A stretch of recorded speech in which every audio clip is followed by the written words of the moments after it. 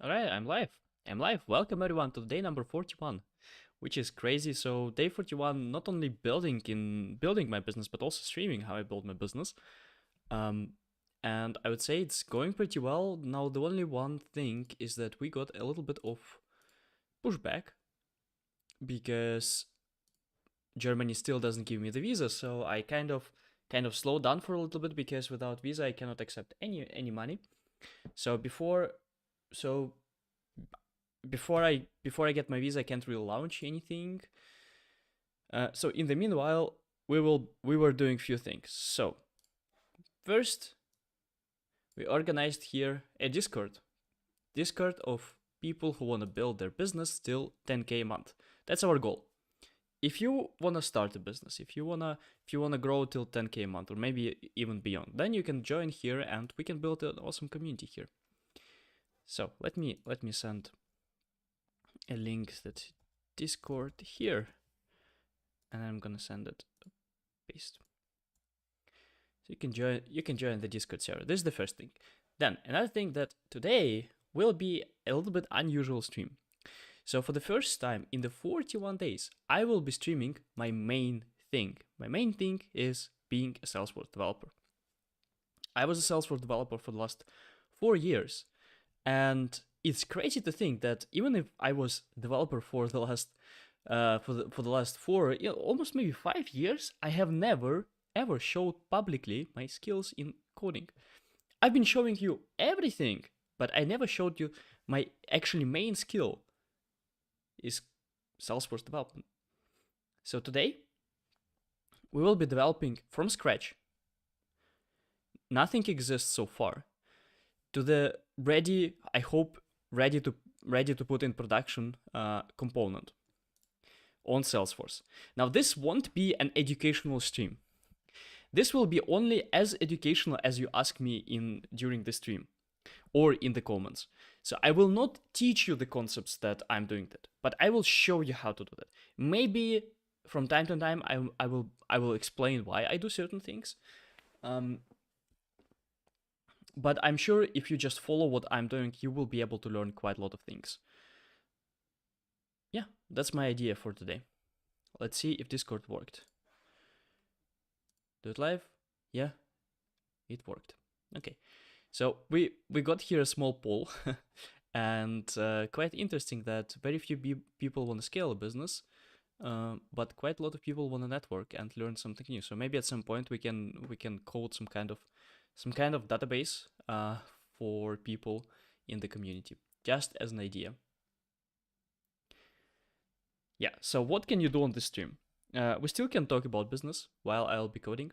Mainly it's going to be coding stream, so that's just a little bit strange, from a little bit different from everything that I have done so far. And the reason for that is mainly also because it kind of helps me to build my own business. Because this is crazy to think that I'm teaching Salesforce, but I have never shown my Salesforce skills. That's crazy. Alamgir, I have no idea what you're saying.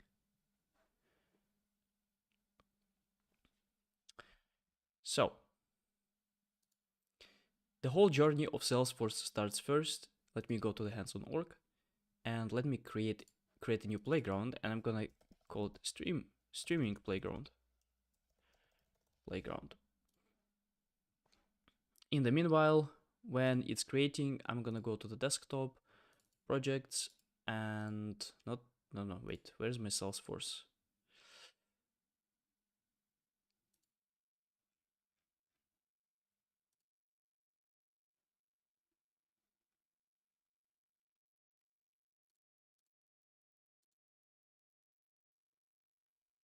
Good morning. I mean, if it's for your morning, then good morning. Pinay, welcome. What's up in Hindi? Have no idea about Hindi, man. Right. So, Salesforce, projects, and then I have different projects there, and I'm gonna create a new folder, and this folder is called LWC Stream 1.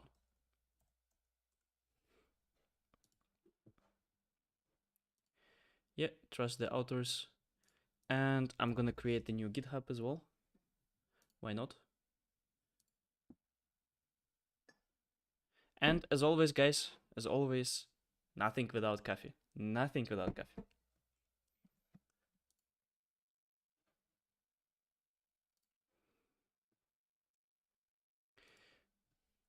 WC stream 1. It's gonna be public, so you can go and check the code anytime you want.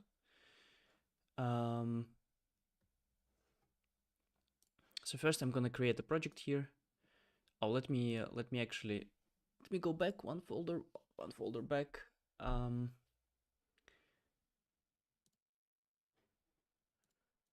Projects. Here in the projects, I'm gonna create a new project. Oh, come on. SFTX. Create project with manifest. Standard and LWC stream 1.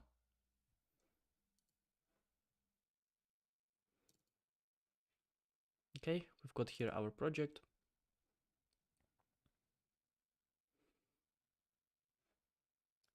Let me also quit Notion calendar. Initialize repository. Init. Branch.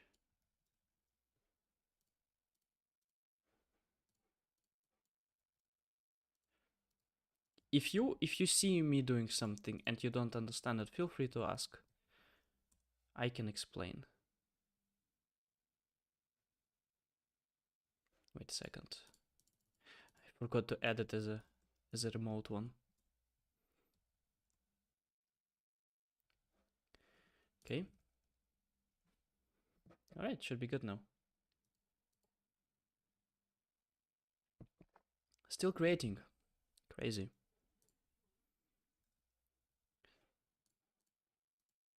Come on, how long can it take to create a playground?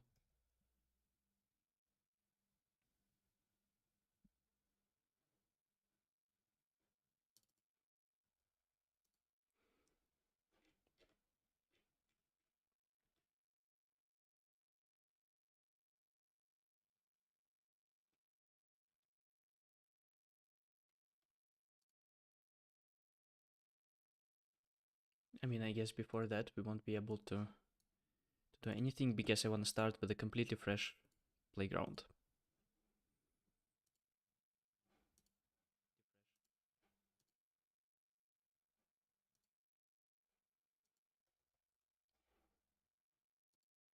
Oh, come on, how long can it fucking take?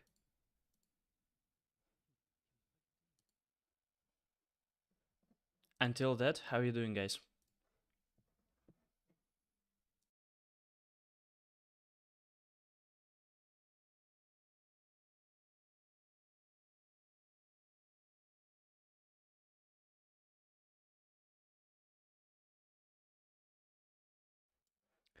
They say it's gonna take a few minutes. Well, it's been what, 2-3 minutes already? Oh, come on.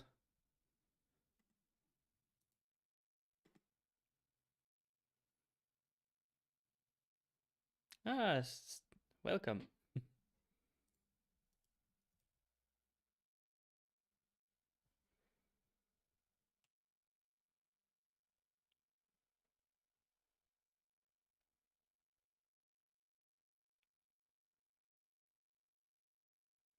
Maybe at some point I will be doing some kind of teaching Apex streams as well, because I kind of feel I only need to bring people. I need to think about the format, because basically streaming is the best format to have connection with you guys, the best format. And my main thing that I'm doing is teaching Apex, right? This is the way I pay the bills. This is why I have coffee to drink every day. So I might just do also teaching itself streams. which is kind of, so this is one of my biggest doubts at this point. I kind of feel a little bit spread. Like, I'm a big fan of everything that is business related, because I'm a super big nerd in all of these things. I would say if you look at my at my YouTube history, it's Sofu. Hi, welcome. I'm good. How are you, Sofu? My YouTube basically videos that I'm watching are just about business all the time. I'm not interested in basically anything else. Maybe teaching and coding a little bit. Oh, come on, Trailhead. How long can it take? Is it just frozen or something? Oh, that's awful. Okay, let's. So yeah, basically, I feel a little bit spread out because I'm doing like basically this community, and my YouTube channel is not really about the main thing. So my YouTube channel doesn't really contribute to the business that I'm trying to build. So if I really wanted to make the most out of my YouTube channel, I would rather be streaming coding instead of streaming business and all of that thing, which I understand, but yeah, I don't know. I kind of enjoy like what I'm doing now. I never intended to have this YouTube channel as a business or something. It's just completely hobby for me. But I just need to remind myself to keep this thing as a hobby and not spend too much time on all this. Okay, so basically what we're gonna be building. I just realized I never told what I will be building. I mean, I told it the last time, right? So what we'll be building today, the whole stream, and I will be streaming until I have it done, is basically I'm gonna have here now. I have a few ideas how we're gonna be implementing this, but basically I wanna have here a component that's gonna be LWC component. It's gonna be LWC component, and in this LWC component we're gonna have here just text area. For now, that's gonna be. Let's see if we can. How quick we're gonna be done with this one. If we're gonna be done quick, then we're gonna implement something more sophisticated. So we have here text area, and here we have a feedback, and they probably gonna be together approximately the same size. So feedback area. So here we have the text, and this is where you put your code. So you put your code here, and you click on send, and this code is sent to the API of OpenAI, and your code is basically checked. Is it the best practice code or it's not, right? So you get this code, and the feedback is shown here. Basically, your code is analyzed how good it is, or not. The idea that I had yesterday was that we implement that you have a drop down of all your classes, and that you can modify, and that you can basically send these classes automatically. But what I realized that Salesforce doesn't have a native way of doing that, so we would need to use a Salesforce API, tooling API, I think, or metadata API, depends. And I think it would suck a little bit because there's a lot of blah blah blah around those things. It's still not that hard, but it's just gonna be very very boring to me watching me debugging. So we will probably not implement this part unless we're gonna be done with this setup very quick. Then it's gonna be easy to switch. But basically the main idea is still the same. You just copy the text, you click on send, and then you get the feedback on how good your code, how good is your code. Yeah.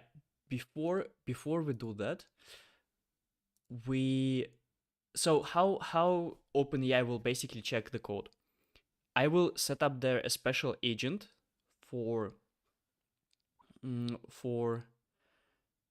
this API, and this agent I will basically write down what are the best practices, and we're gonna be testing this. Yeah, so let's see how it goes. So that's gonna be LWC, that's gonna be OpenAI, and I can say that it's Apex. And usually the way it works is that we have here like this. because everything in LWC goes through Apex. So here we're gonna have own communication with OpenAI, and this communication is gonna be with LWC. That's usually how it goes. And let me take all of these things and put them somewhere so that they don't overlap with everything else. Yeah, so basically like Apex will be kind of in the middle, and we're gonna have OpenAI. So we're gonna be doing the call out directly from Apex. I know that it's possible to do a call out directly from LWC, but in most cases it's not a good idea. So in most cases you want to have your API calls from Apex. Yeah, it just allows much more control over what you have. So, oh come on, Trailhead, it's been what? It's been almost 10 minutes now. It's been almost 10 minutes. Ugh, Trailhead. Okay, whatever. Doesn't make for us any difference. Okay, LWC create Lightning Web component, and I'm gonna call it something like code analyzer. Why not?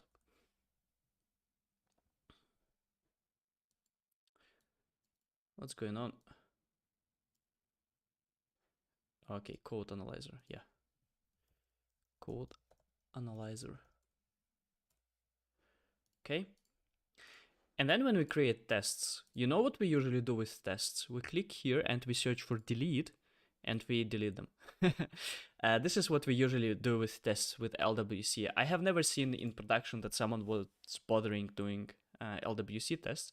I know it's not the best practice that Salesforce say, but still, no one actually is doing those things.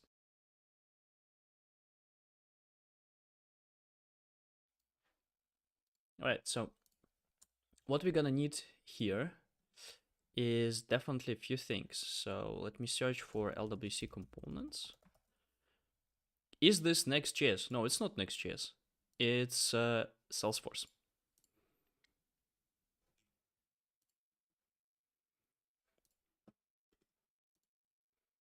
Yeah. I know it's a little bit strange for people who saw me a few weeks ago coding Next.js. Now I'm coding Salesforce. But basically, it kind of proves the point that once you're a developer, doesn't matter what you develop, like, you can switch very quick between different things.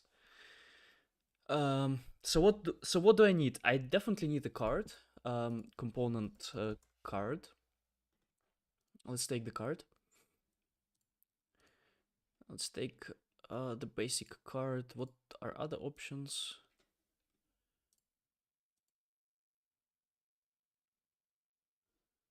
Card footer. I think it's actually good. Basic card. Yeah, I think it's a good one. Let's take the basic card. Okay.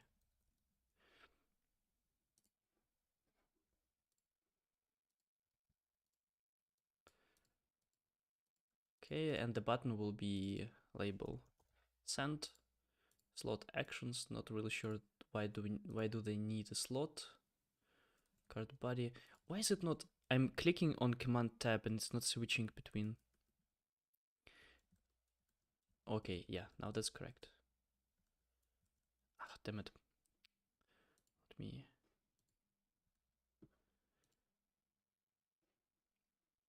Okay, so I will be, if you want that I read the comments, I will read the comments only on Twitch. Because it's kind of, I cannot keep up with like basically two.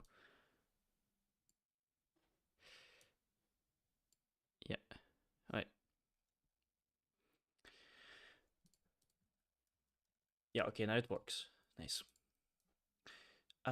Footer, how do they have the footer, the card footer? I don't think we need the footer, right? I think we need the footer.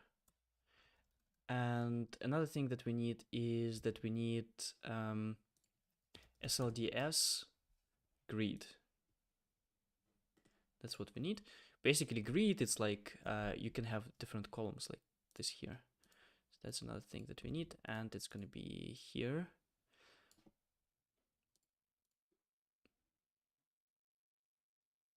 Okay, let me think. So we do need.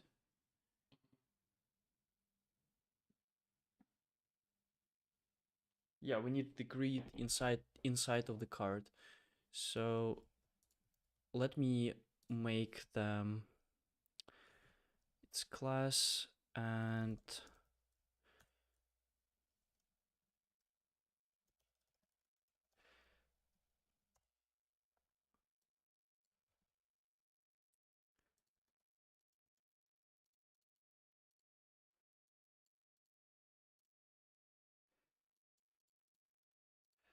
okay, so we have this. And how many, so in the grid, how many columns do we actually need? We need to have only 2 columns, right? So we need, I can basically delete this, we don't need this one. Let me make it less heavy, the color, this one less heavy as well. Okay, 1 and 2, that looks good. And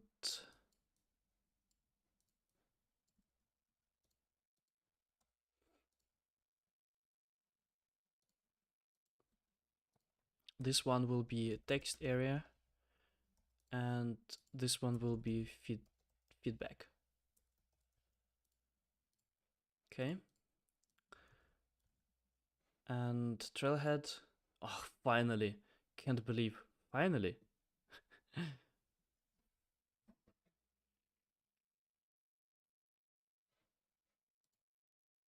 Now I need to reset it so that damn it.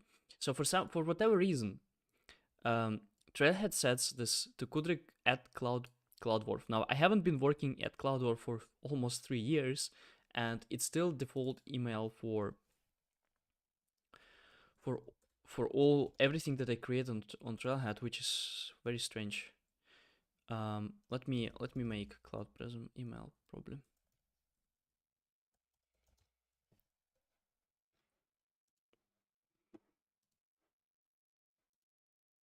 Okay, now I need to confirm it. I'm gonna confirm it here on another screen because I don't want to share everything.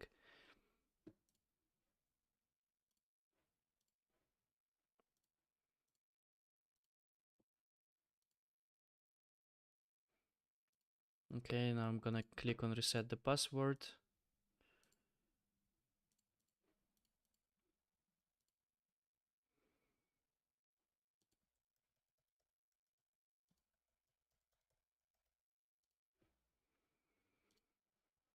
Okay, now finally I can connect the org.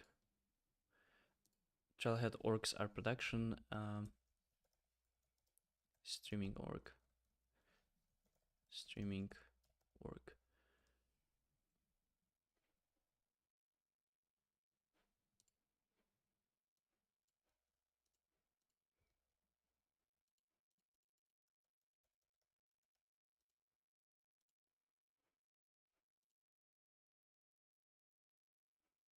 Okay. Everything seems to be connected. Let's see.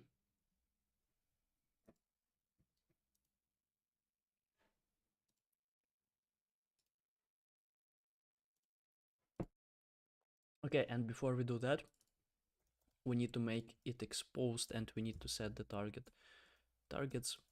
I don't know where it's gonna be, so let's set all of them as a target. That's fine.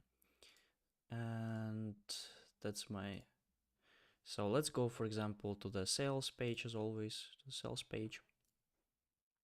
Oh wow, they have a new sales page. This is great. That looks so much better than the last sales page.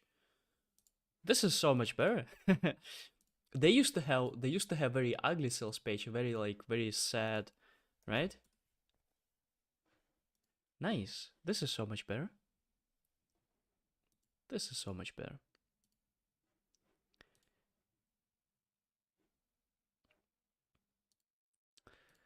Right. So let's see if I can put my...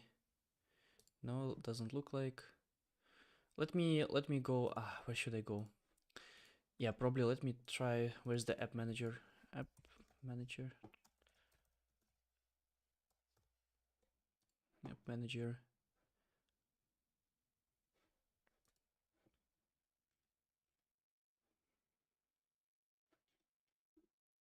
You know what? For testing, let me just put it onto the accounts. Just put it to the accounts.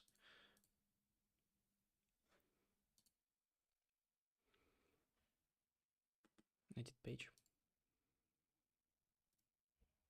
Not the page. Edit page, not the object. Okay. And code analyzer here.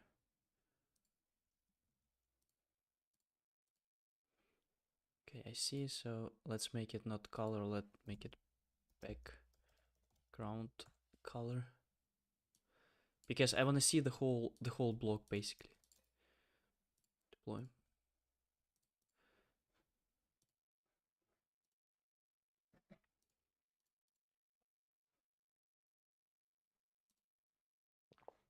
Okay.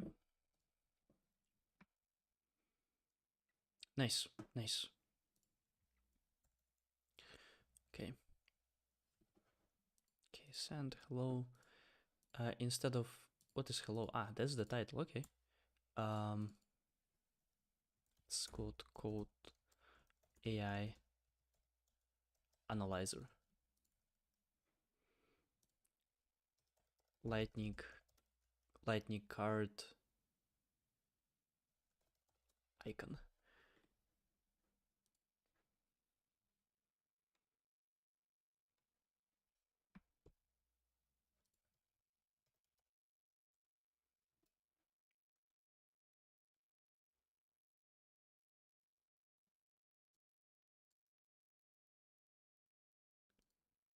Okay, how do they have an example of how to make an icon? I had this type of documentation. Icon name, that's icon name. What icon should we put there? Let's make it beautiful.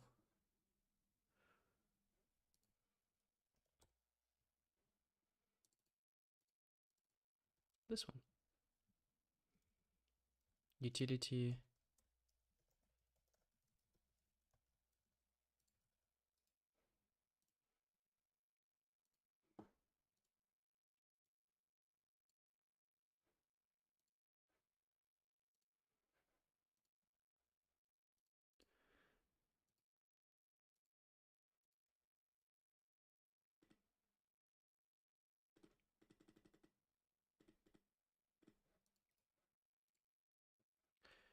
So another thing that I usually do is that I put here the console so that I can empty cache and refresh.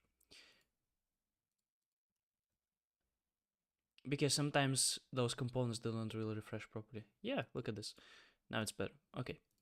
So now we need lightning input LWC.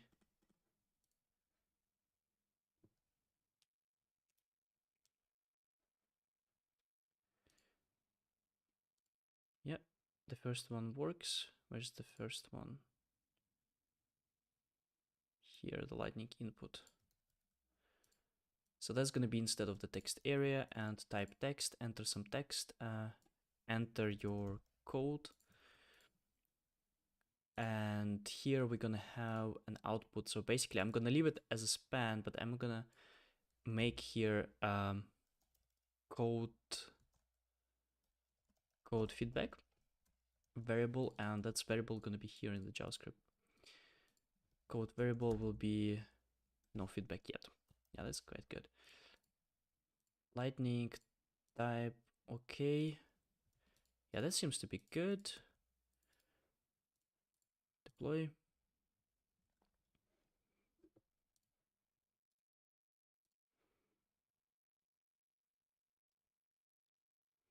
Okay, yep. I think it's good. So I can remove the ugly colors and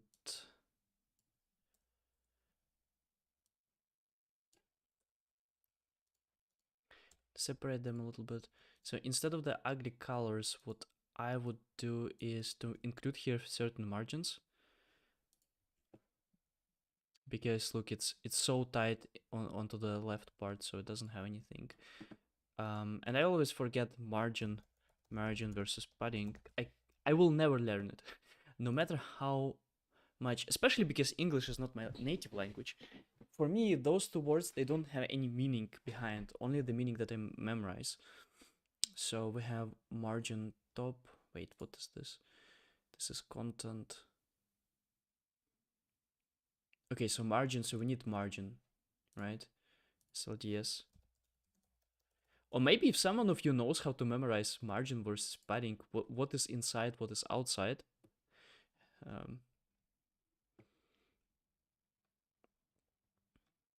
I think I'm gonna take horizontal. And let me make it small, like this. I think small is good. So this one gonna have small, and that's gonna have small as well.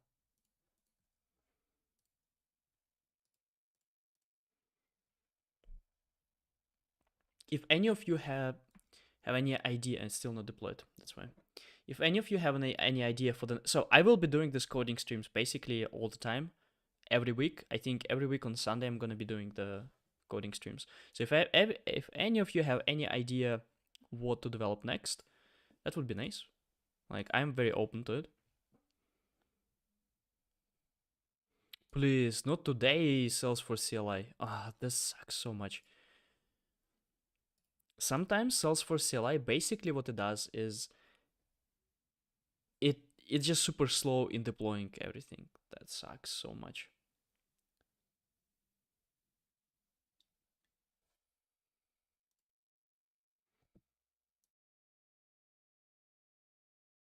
While it's deploying, you know what I'm gonna get? I'm gonna get coffee. Look at this. Okay, here's the deal, guys. If I ever get to 10,000 subscribers on YouTube, I will go 1 month without coffee. That's official. Let's do this type of challenge. Ah, come on, Salesforce. Hey, what's up? What's up, Camille? Let's try again.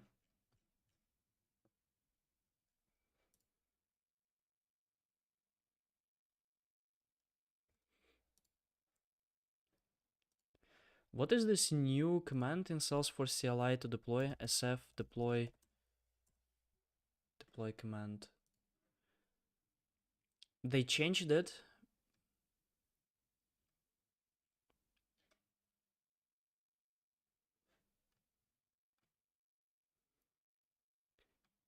They changed CLI, but I have never really researched this part.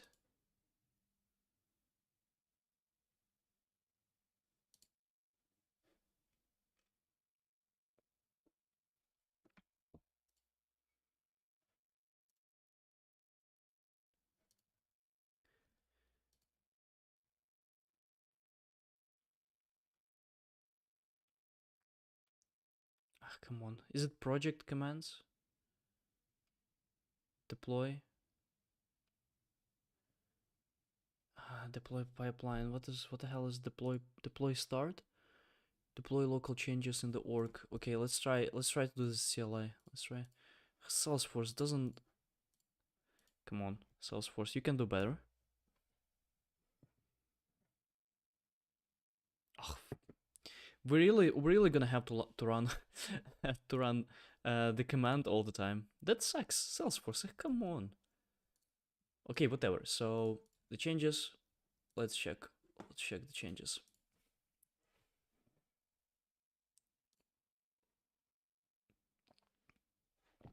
Okay, nice. Looks already like something, right?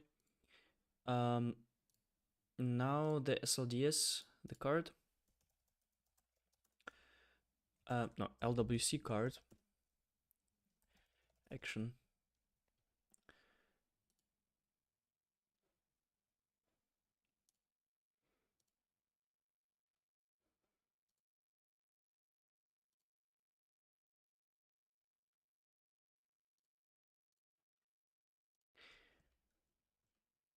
Add an action. So title, slot actions. Yeah, but I don't want to add an action here. I want to basically just run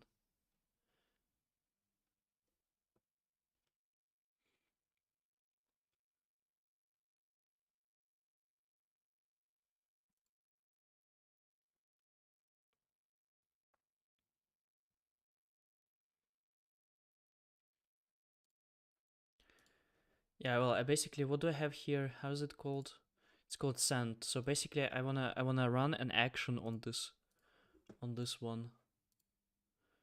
Send and slot actions. Well, I can basically wait a second. That's just lightning button. I never realized it's just lightning button. Okay, so it's gonna be just on click, and that's gonna be, let's call it handle click. Something that I'm still not sure all the time is how to write click. Like I always want to write like this, click, but then I realize that it doesn't look right, so I write like this. Anyway, so here I'm gonna have event.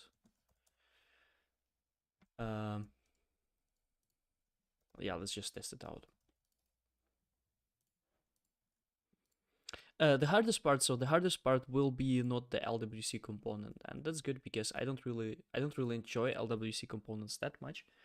So the hardest part will be to develop the code is perfect, nice. Will be to develop the Apex itself and connection to the OpenAI.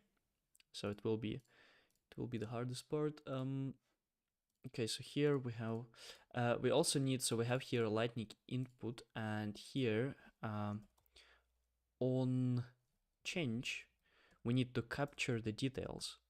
So here handle change. Handle change.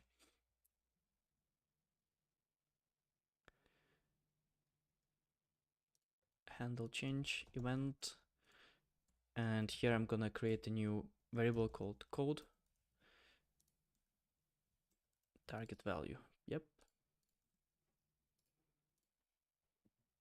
Oh wait, does it deploy like this? Yeah, it does. Nice.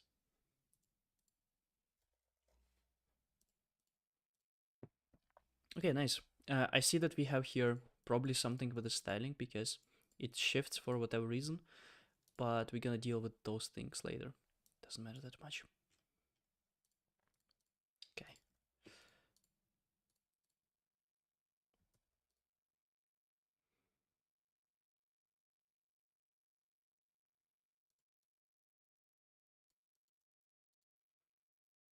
Yeah, now we need to create the actual integration part. So I think with LWC it's almost done with LWC actually. Something that I wanted to see. If we click here on the send,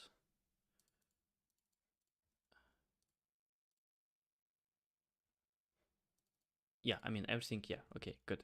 No, that's everything works. Okay, classes, create Apex class, and I'm gonna call it code AI code analyzer controller, and the controller is gonna have one method. It's called public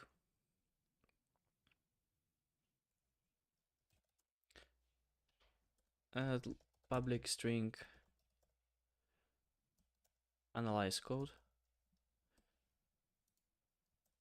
Yeah, and we're gonna make it our enabled, and I think for our enabled it must be static. Deploy. Now we need to take this one and we need to import it here. Get feedback. Is it no? Analyze code. Yeah, let's call it analyze code. Yeah. Import analyze code. And now here when we click on, we actually put it and we save the result here, and then the code feedback error body message. Yeah, that seems to be good. And another thing that I actually wanna usually implement, it's very quick. I implement show toast, show toast event like this, and I'm usually putting the toast event here.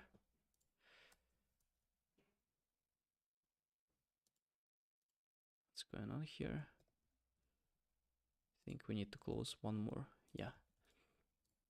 And here at this point, if we get an error, I'm gonna say, hey, error. Otherwise, it's success. Okay, deploy. First we need to deploy this part, otherwise it won't deploy. Let's check.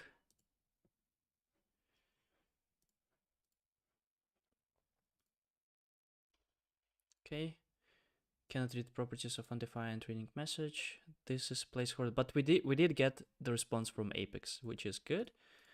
So this placeholder. Okay, so we got this one, and okay, yeah, sure. Just put an error there. Just put an error. It's fine. It's fine. Just put an error. I mean, I don't want to build out now the whole error handling. That's for later. Now we just need to get work the main part. And something that really annoys me is that it doesn't really for show toast event is not defined. Yep, that's a good point. We need to import show toast event. I did not do it.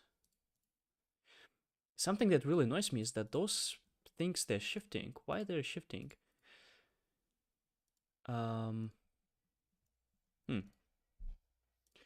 Where's my copilot? How could I fix the width of both columns? They are shifting when code feedback is getting bigger. Instead, I want to make it rather longer.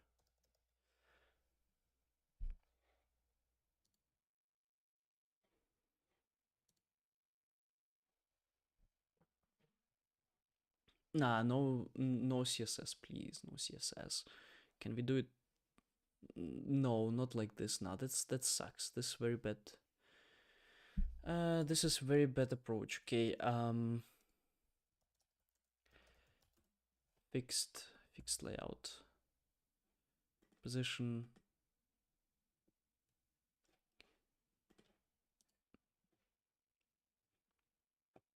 Oh, wow, that's a lot of things.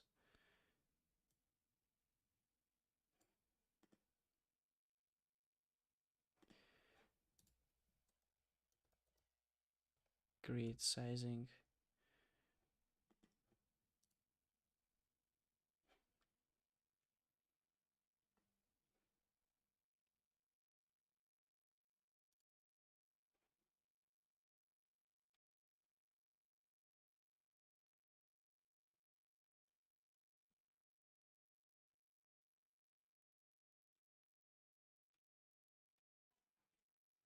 Nah, that's not really what I want. So I want to fix those two things so that they don't.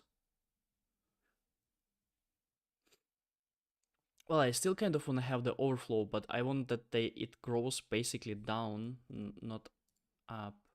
And here span is maybe actually not the best one for that. Let's make it div.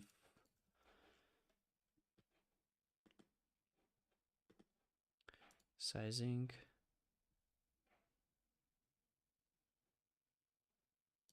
Yeah, this is the way I should be doing that.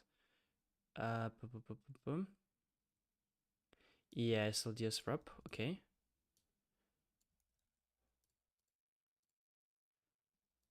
SLDS grid, SLDS wrap, and then size 1 out of 2. Do they have SLDS call? No, they have only this. Wait. Yeah. So basically they're always gonna be half-half, that's what I want.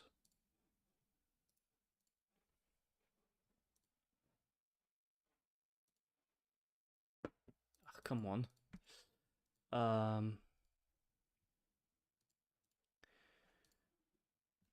Come on.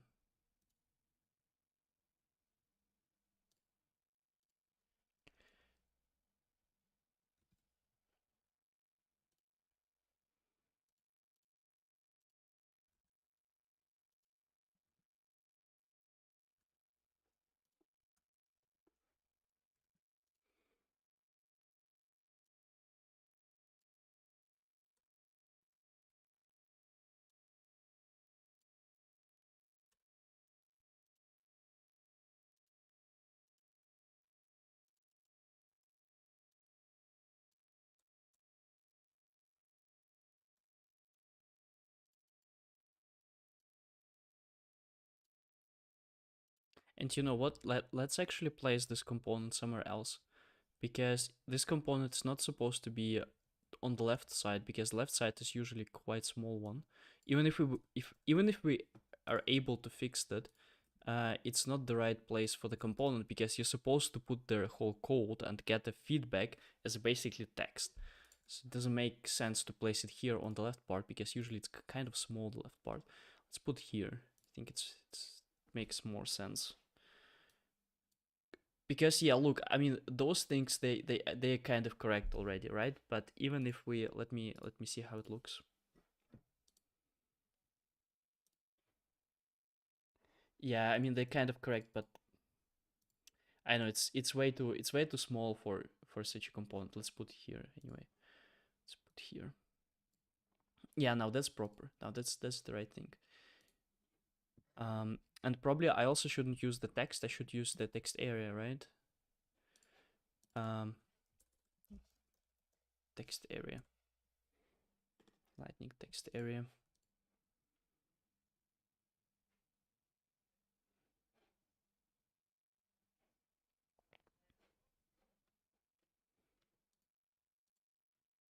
Yeah. Like this one. Lightning text area.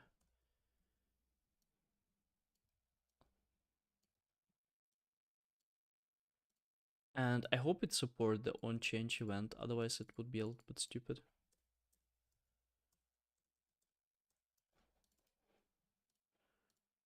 And I'm gonna remove the box and send align. So this one I'm gonna align left, and this one I'm gonna align right. And remove the box, everything that is about box. Around x small, yeah. This one as box goes away as well. Okay.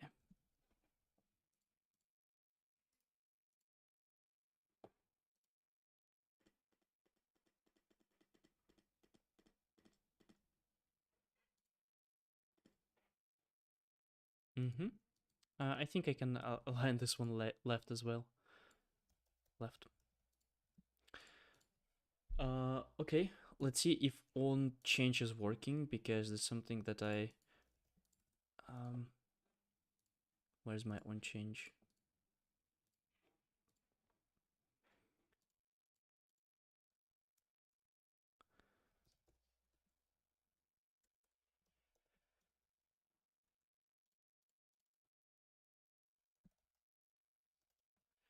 The code.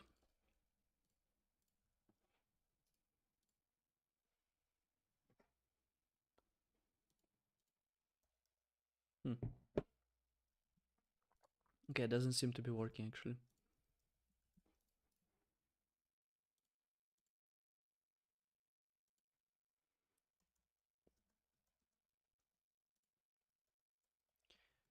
There's really, the text area doesn't support on change. That would suck so much. Isn't it like the main use case of text area? What the hell? Okay, it does support. Whew. Whew. I was already quite afraid. Okay. No, it does. It works. Nice, nice, nice, nice. Okay. Let's remove this part. Okay, so now I have the connection here to this one. Let's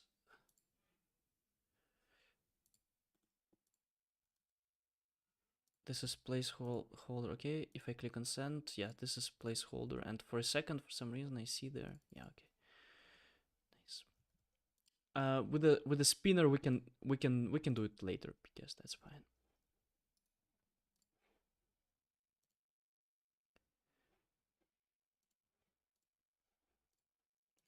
Blah blah blah. Send. Nice. Works. And I think even alignment is fine, and we can realign this thing. Nice, nice. Looks quite good. Okay. So we have this. Now actually the hardest part. The hardest part will be the connection to the OpenAI, because now we actually need to create to send it to the OpenAI endpoint.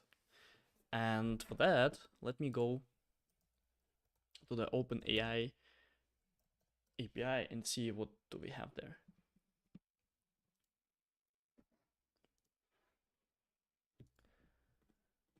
OpenAI.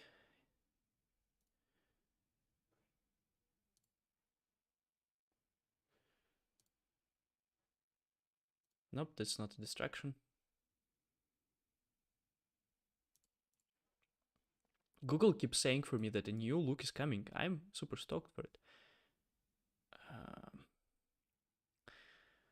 Okay, so what do I need?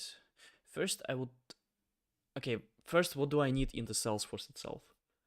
I definitely need to have, at first, I'm not gonna implement it with the credentials. At first, I'm just gonna hard code everything, but then, how is it called? Yeah, definitely need remote site settings, exactly. Throw new arrow. Welcome, welcome. So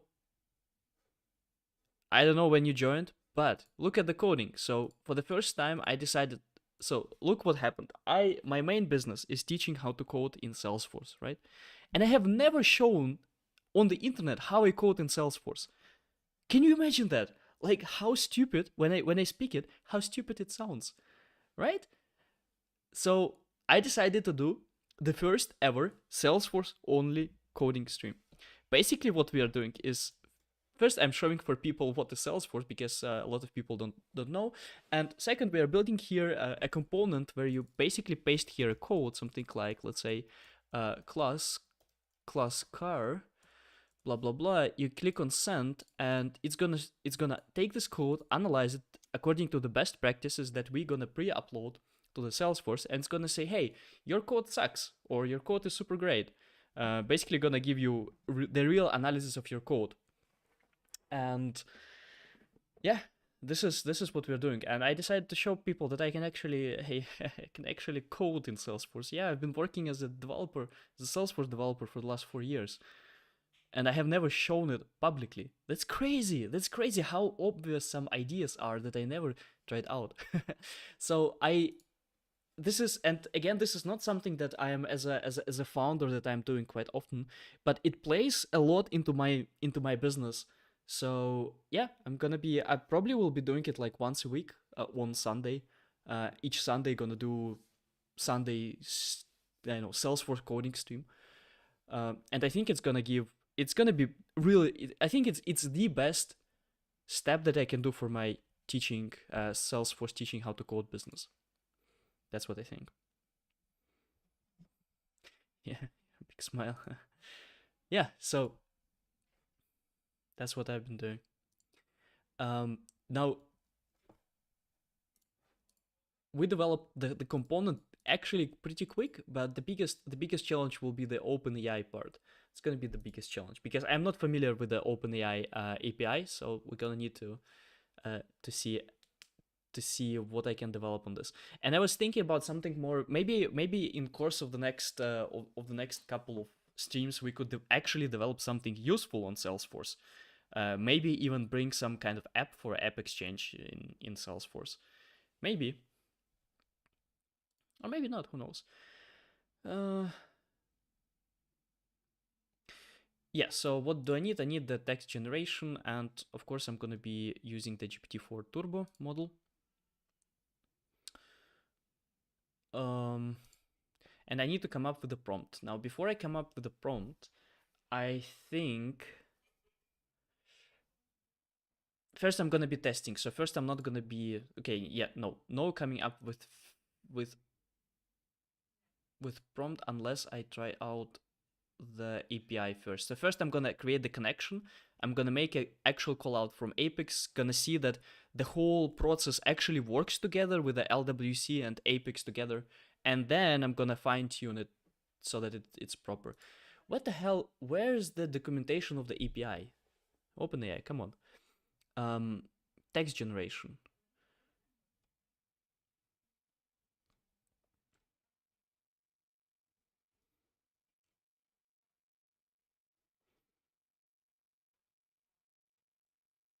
where's the API description? I need just give me endpoints. Come on. For developers.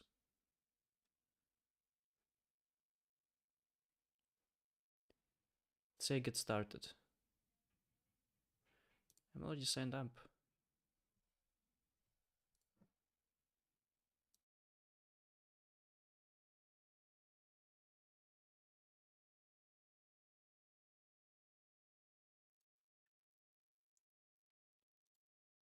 Yes, yes, yes, yes. Please. Introduction. Okay, authentication.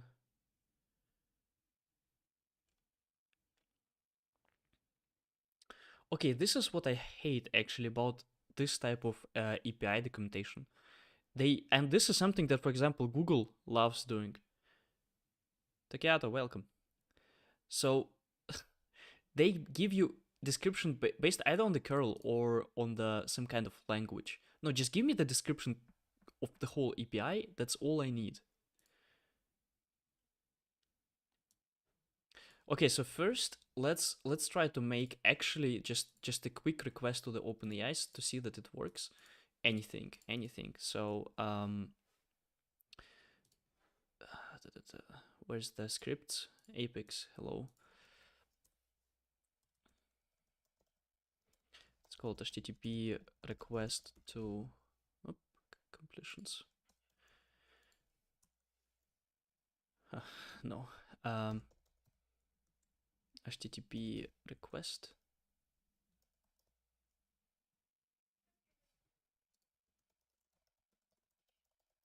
Compiler doesn't understand in with what language we're coding. Rec, and I don't know why people call it rec. I find it much better to call it request set endpoint, method post header, whatever header authorization, API key. Aha. Now let me think. How can we actually make it so that you don't see my API key?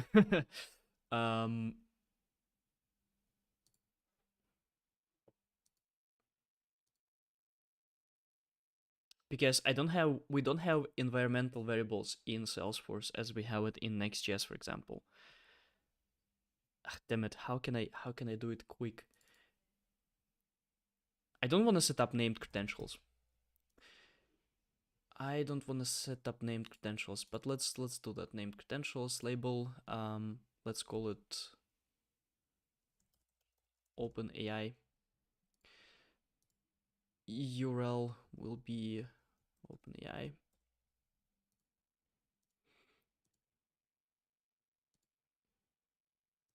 Password authentication, username.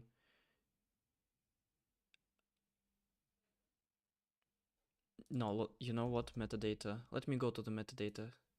I don't know. Wait. So we have three options how we can do it: metadata, a field, or named credentials. And from the usability standpoint, that's better. OpenAI. OpenAI's. Let's call it OpenAI credential. And the plural will be credentials. And OpenAI credential. Save. Custom field. Text.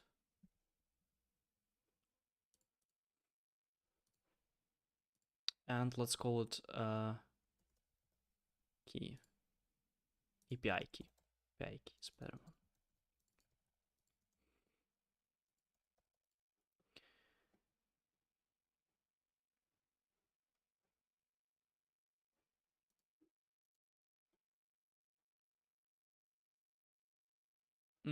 And I'm gonna put here default value with my key, and I'm gonna do it on the other screen so I don't show my API key.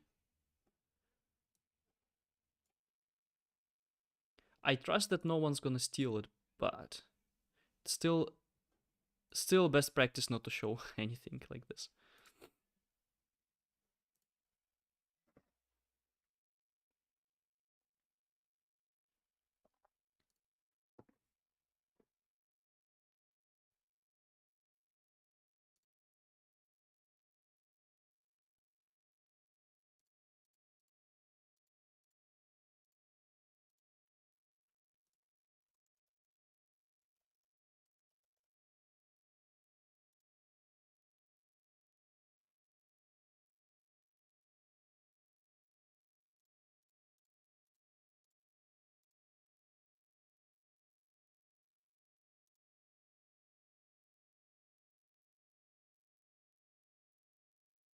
Okay, it says for me to do a puzzle here. Okay.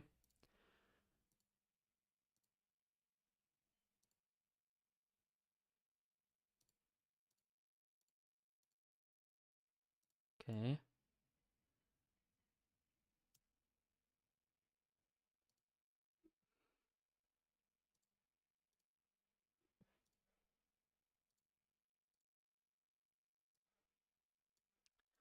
Now I have the key.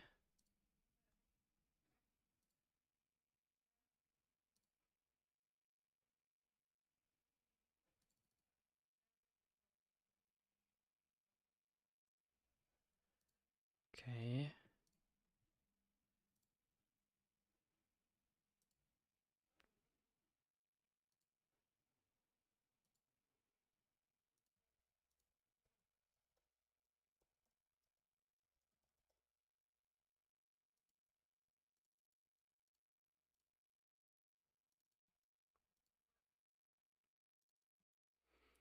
All right, so I've got here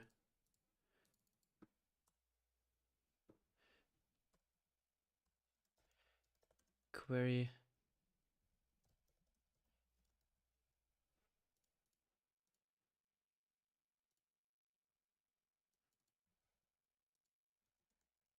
Okay.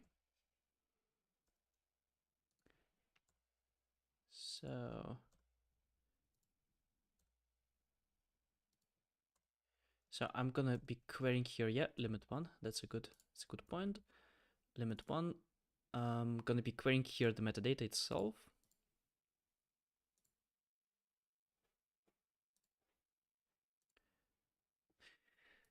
Okay, so I have the metadata. Let's see. Wait, is it correct? So,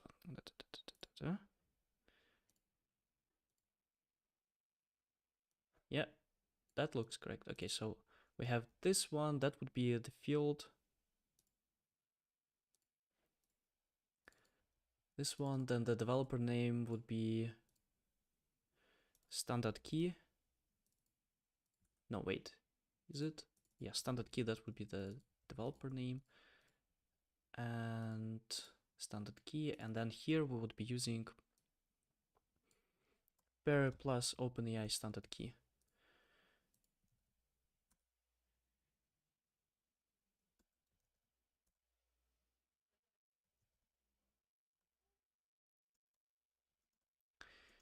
Yep. Okay, let's see if we got, so for just testing I'm going to be using 3.5 because this is the cheapest one and it gives the most basically this is the cheapest one and the easiest to wait, okay, I can't even, of course I can't, I cannot run it from there because it's anonymous Apex. So let's execute it. Whoop, what's that?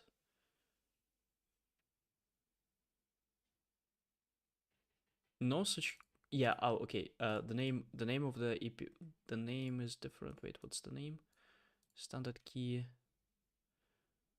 API key. That's the name of the field. API key. And we can also query the developer name, why not?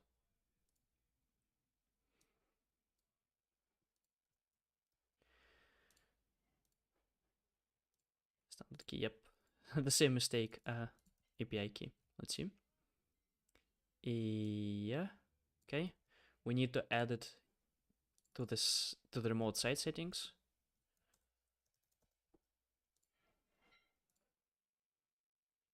Wait, new. And we, of course, we're gonna add the OpenAI.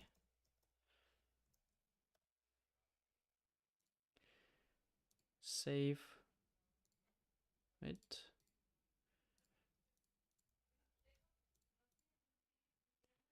Okay, at least it sends something. Let's see if we're gonna get. It didn't provide API key. Huh. How come?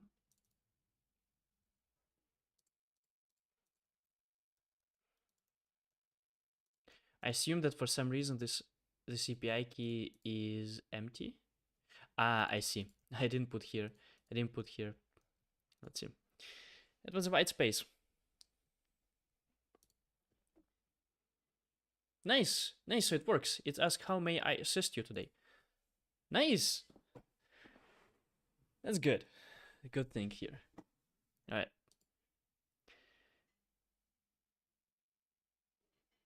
Okay, so what do you write here? Hi, so cool that you decided to share your work. Thank you, Nanda. Thank you. Thank you. So I am sharing, and this is quite frankly, I don't really know where to go because I spend basically 90% of my time building a business. So I spent 90% of time working on my business. But my main thing that I teach is teach how to code. So I kind of feel like I don't know, I'm doing so many things. I kind of can stream also how I code in Salesforce, but then it would take out my time from the building business. Or I can stream how I build a business, but then it will not directly contribute into the growth of my business unless I'm just streaming how I grow on LinkedIn, for example. So I don't know. I'm a little bit a mess. Hi, I got online now. What I'm miss. So we are coding today only in Salesforce, not streaming business. I'm coding in Salesforce from scratch. A AI code analyzer that's gonna you paste the code there in Salesforce, and it's gonna tell you if the code is good or not.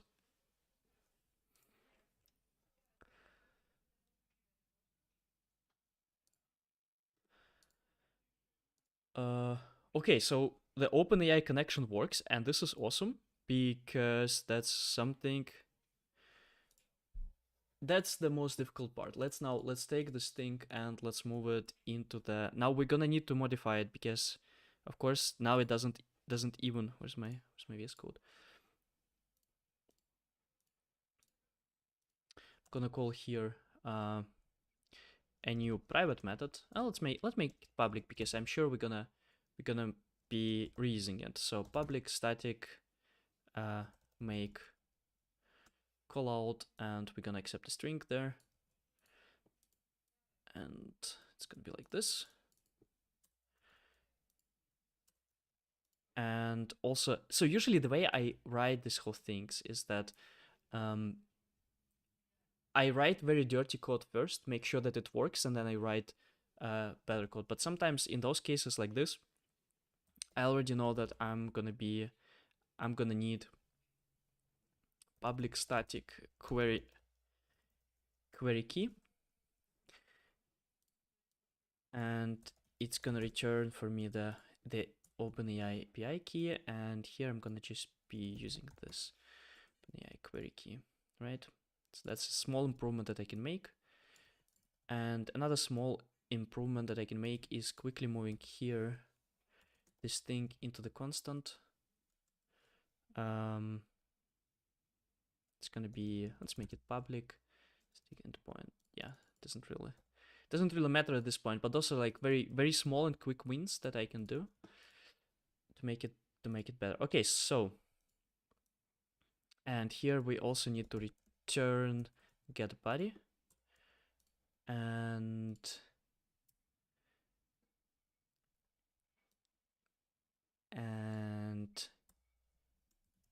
here I'm gonna make a callout, pass a code, and return this thing. Okay.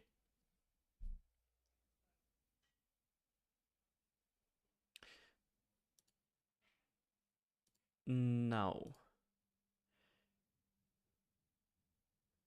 let's also make a method called public get or something, not get body, but I would say something like form a body or something like that. We can rename them all the time. Okay, form body.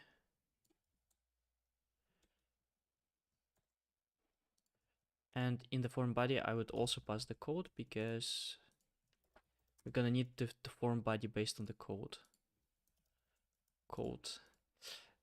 And here, of course, okay, model the right one, system content, you're helpful, assistant. I'm not really sure how to name it exactly. You're helpful assistant. Something that we're gonna need definitely to refine many times before, but for now the main point is to get some kind of feedback. Your senior Salesforce, you're a senior Salesforce developer that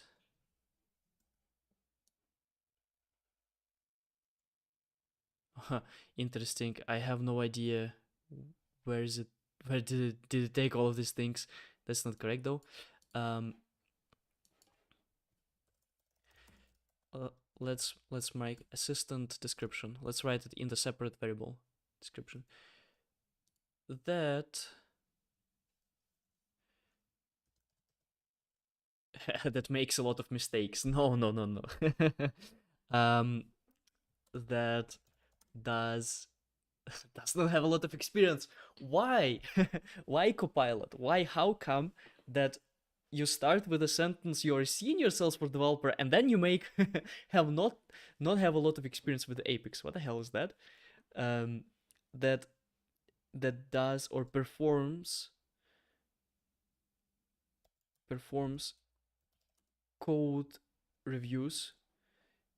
You are reviewing the file and need to provide the feedback to the developer. And now here we can add the code itself. Okay, so in this thing we can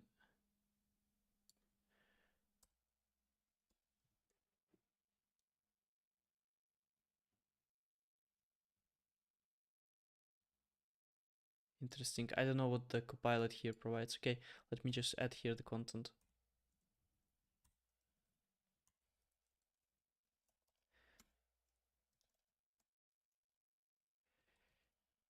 I guess we are doing it wrong, by the way, because it should be the assistant description should not be the code itself.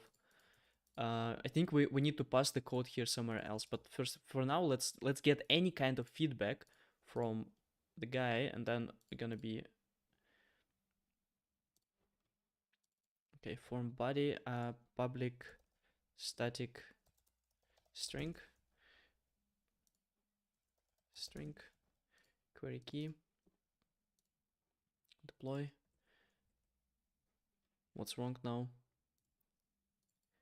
What's wrong with the make cloud? It should be string here as well.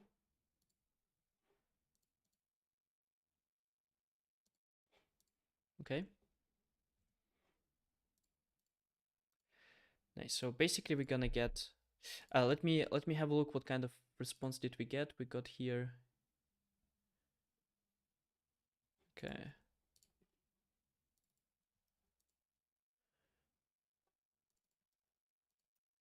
So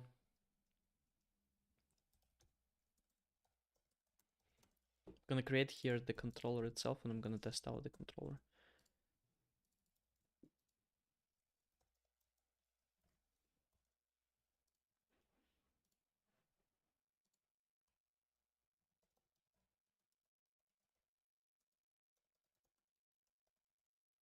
Yeah, let's say we are sending this type of code. Ideally,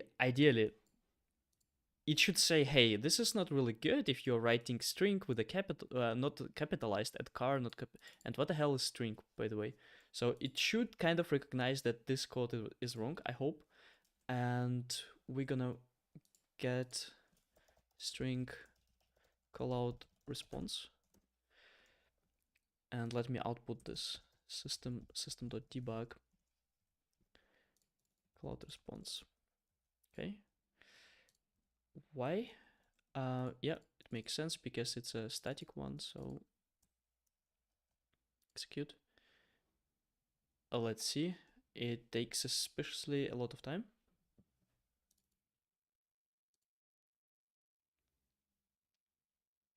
Nice. So it does work. Awesome. It works. Okay, now we just need to make it a little bit more, a little bit better looking for now. And to make it a little bit better looking, we're gonna be using inner classes. So the inner classes, first we're gonna be building out this one. So let's say class, how to call this class? I would call it prompt. We also need here string model. So we have model, we have, and then we have messages. Okay, so model and then list of messages, and then another inner class will be message, role, content. Okay.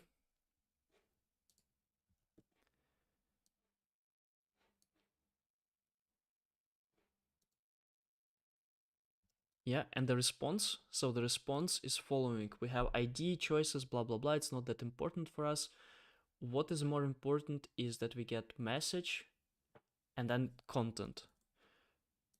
Message and then the content. Okay, I see it. Okay.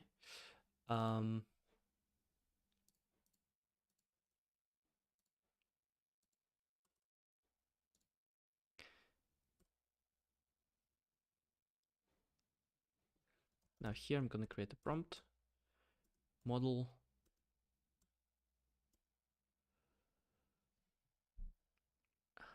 So messages, new.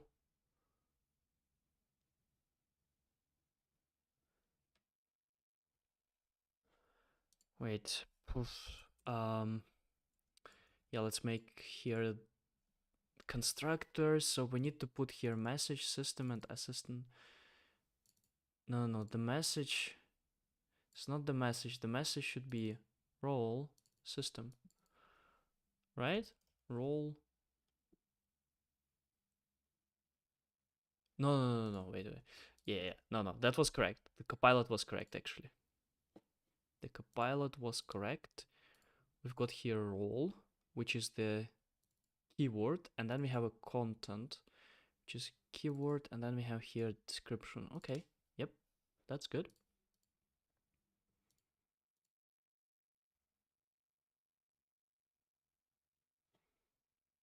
So I'm gonna comment this thing out, and instead of that, I'm gonna return JSON serialized prompt. Okay, and then the response, that the body that we get, a response string, we need to parse this response string. Okay, basically we could do this thing outside. Let me think. Yeah, no, let's do it inside and then see if we want to restructure it to follow best practice. So response string, and now we need to make out of this response string, we need to parse. So that would be message.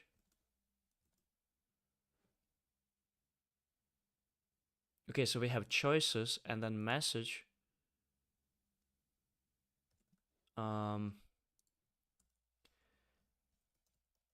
Class response choices. How does it know that it has choices? But it's not one string, it's a list, right? It's a list of choices. A list of what? A list of, let's call it choice, the object choices. And then here we have a message. Message.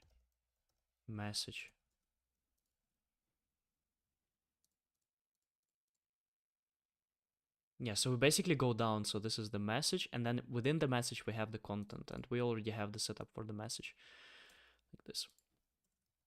I mean, you can. It kind of depends what you like more. I kind of prefer this type of writing with inner classes. You could do it with maps if you feel like it's more niche, but I don't know. I kind of like. I think it's easier to see what's the structure here. Still, none of them is really easy to see, but it's better than with maps in my opinion. Okay, so we have here system and content. Okay, let's delete this one. I think it's good. This one is good as well. Let's see. So here we have string response, and now we're gonna need to parse it into the AI response, and in the AI response, gonna get the choices, the first choice, message.content. Yeah, that seems to be correct. The only one thing I don't like using this brackets, I just use get because it's consistent with, and I think I'm gonna also include here save operator. Or should I? Do I need the save operator? Or this is the question more like where I'm gonna have the error handling. I'm gonna have error handling in the LWC component or in Apex? Let's leave it for now like this. I'm gonna decide later as soon as we have the whole prods. Okay, deploy.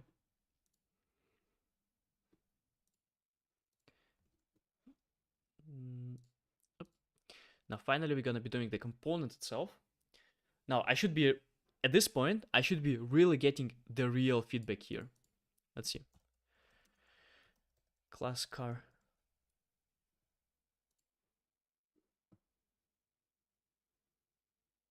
No response. Probably something failed. Let's see. Oh, wait. Nothing was even executed.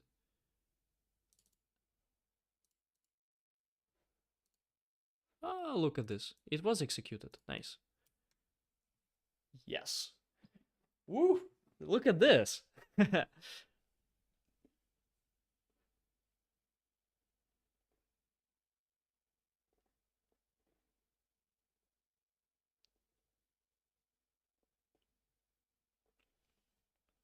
Nice, nice, nice.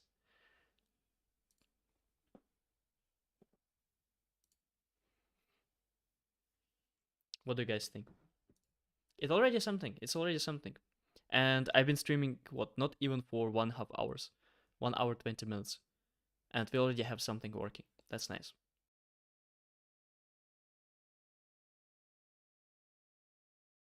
I'm actually surprised how smooth it all goes.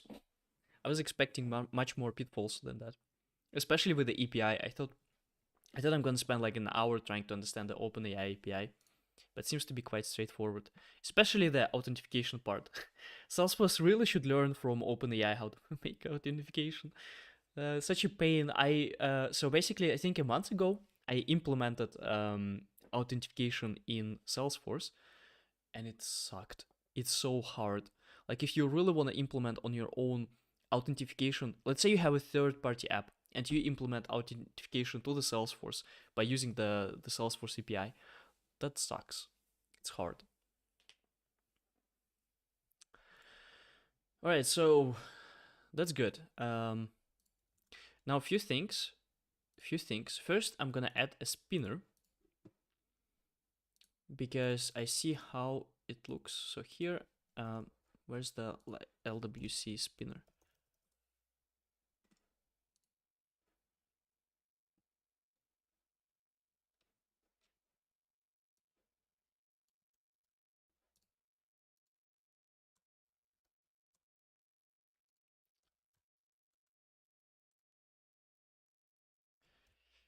And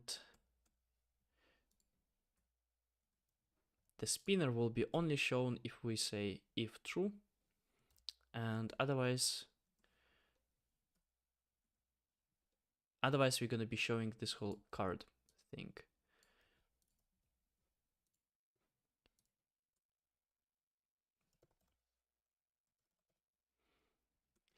And show spinner will be false, and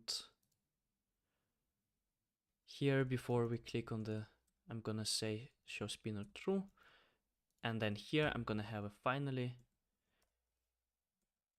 and the finally will say show spinner false.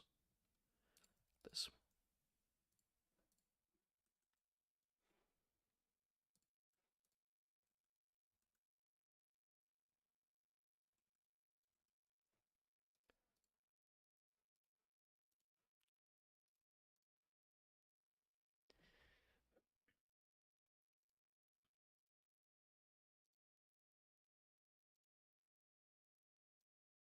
What happened? Where's my component?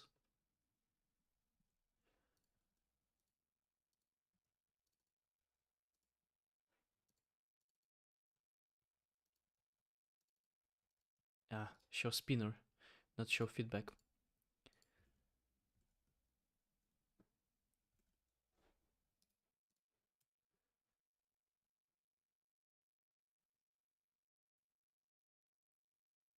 Hey, what the hell? Where's my component? Oh, because probably show spinner. I see. Wait, show spinner. Yeah. False. If false, then show this whole thing. If show spinner is true, then show the spinner.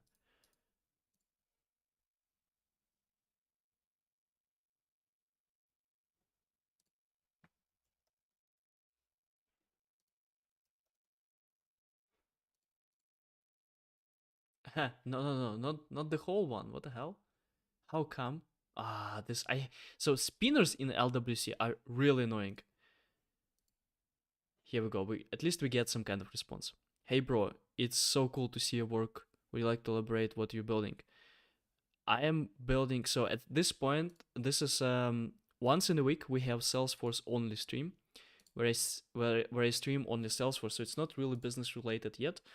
Um, it's basically about we are building here a component where you type the code. It is analyzed by the OpenAI, and we give here a feedback.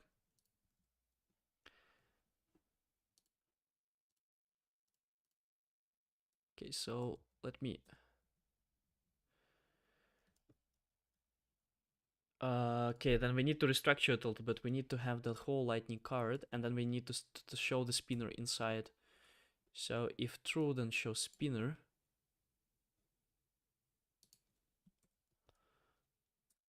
Otherwise, if false,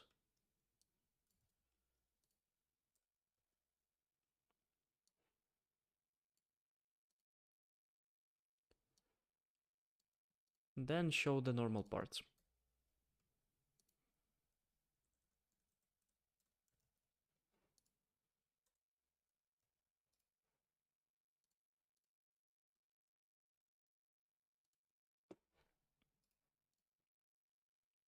I used to have so much problems with spinners in LWC, but now it seems to be much better than before. Okay, now it works much better. But why is it so small? It's not small, it's tiny. Where's the spinner? Medium. Okay. Yeah. Now the question is what they send to us, is it HTML or is it not? Because if it's HTML, I would like to have this displayed as an HTML. But if it's not, then kind of sucks because I want to have an HTML response. Let's see. For that, I want to have here system.debug response of them so that I can have a look at what they sent back.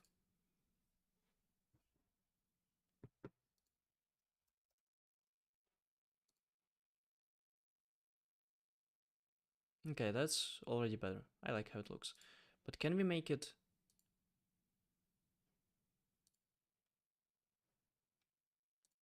Can we make it a better color? Variant brand. Yeah, let me put the variant brand on the spinner. Size.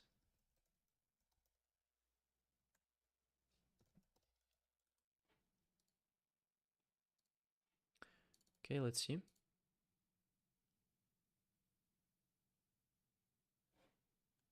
Yeah, so I guess we're just not displaying it properly. I guess that's the whole problem around it.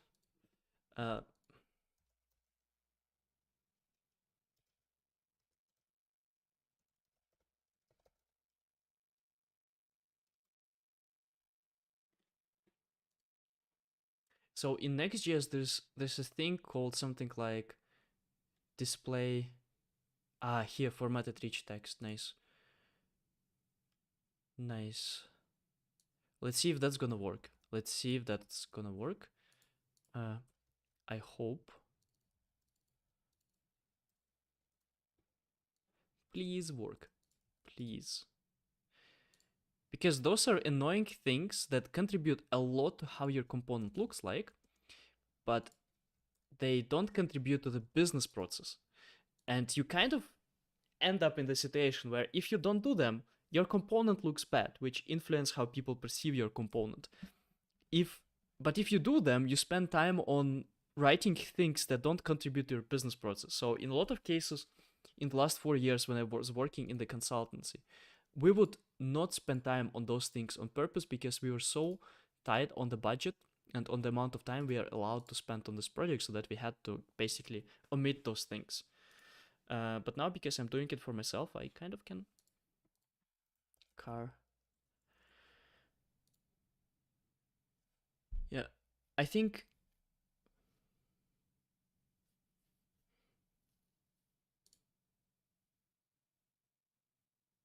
Do you see any difference? I don't see any difference.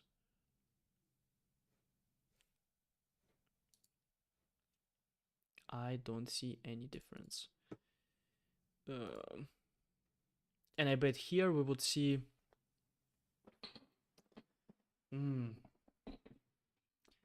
I don't.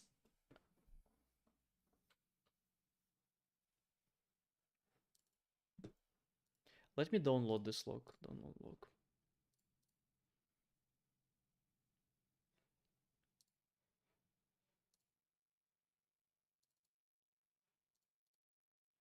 So yeah, look, it seems like they have a proper alignment here. Still doesn't work in this component, right? Let me just make sure that the deployment was correct, because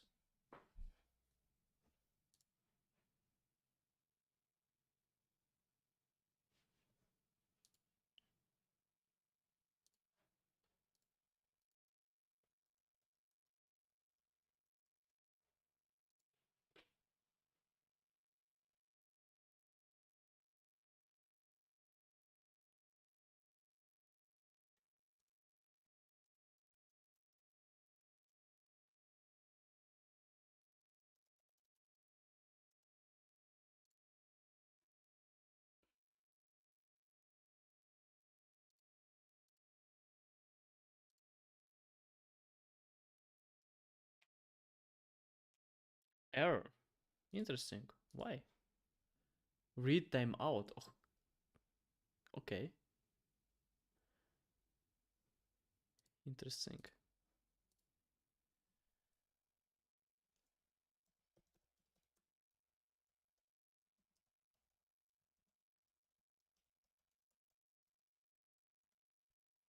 Yeah, let's try it again.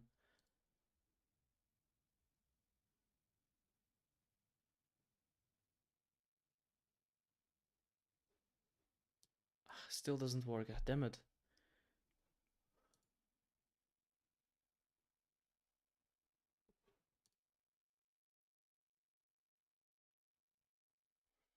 I have an idea. We can basically influence how the OpenAI responds, right?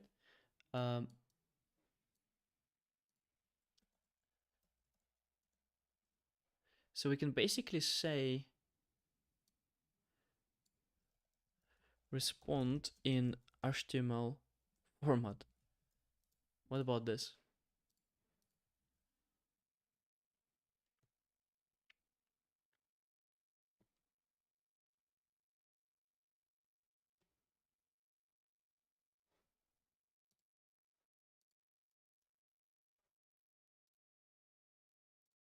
First, let me. Nah, okay, that's fine. That's fine.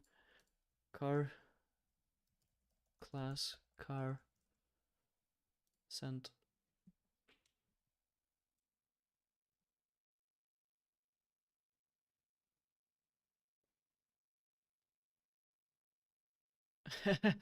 Nice, nice. I think it works now, but it just responds very, very strange. What the fuck is the high developer? um, nice. It seems to be working. Seems to be working. Hey Igor, made your first dollar yet from this project? No, I didn't. Not from this one. I mean, I can do anything. I have to wait for the visa. I cannot make any money in any way until I get my visa. When I get it, I am sure I will do some launch. But for now, yeah. All the time I'm going to my email, and I hope that I'm gonna see there some kind of visa related stuff. But no, I don't. I don't. But yeah, look at this, it works. Now the last step that we need, I mean, not that's not the last step, but one of the last steps that we need to do is basically to make a good prompt for this guy. And for that, I wanna get help from the ChatGPT itself. And I wanna describe basically my whole situation. So I want to develop an API integration with OpenAI. I'm sending code to the OpenAI, and it checks the code based on the best practices.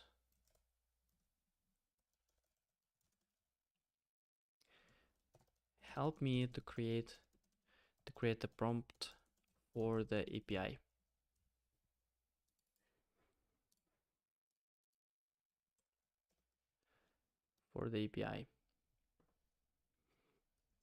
Here's what I have so far.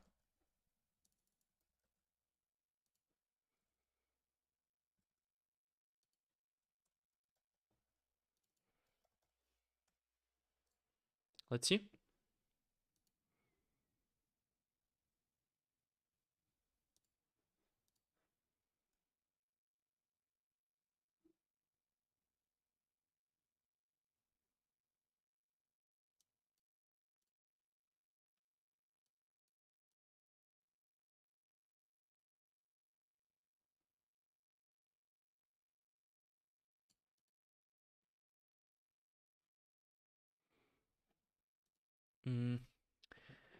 So actually, I don't want to use the standard API. Something that I want to use is called assistant. So OpenAI assistant API. So for that, we're gonna need to create. So I have no idea about this thing here, but this is gonna be useful for me as well because this is exactly the same approach that I'm gonna be using for my main project at some point. And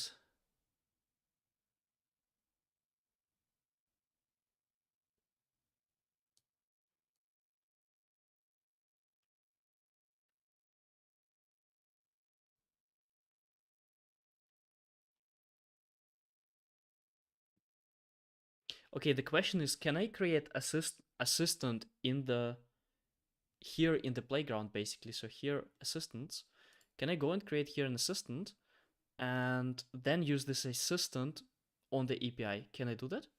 That would be really nice.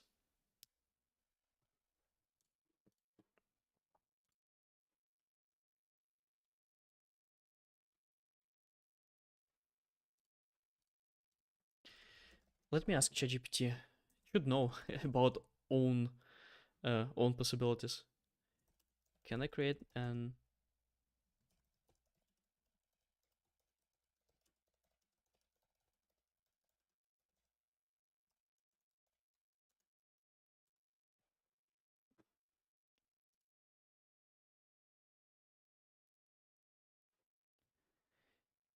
okay, so Ayaz is writing on YouTube, can you give feedback on my landing page zivi.ai planner? Yeah, sure. Let's do that. Can you send it in the Discord in the feedback channel? Where's the get feedback? Can you send it here? And then after let's so Ayaz, let's do it this way. Um After I finish the LWC component for Salesforce so that we don't interrupt in the middle, I'm gonna give you feedback on your Ziv AI planner. Okay? And you guys in the chat also gonna give you the feedback.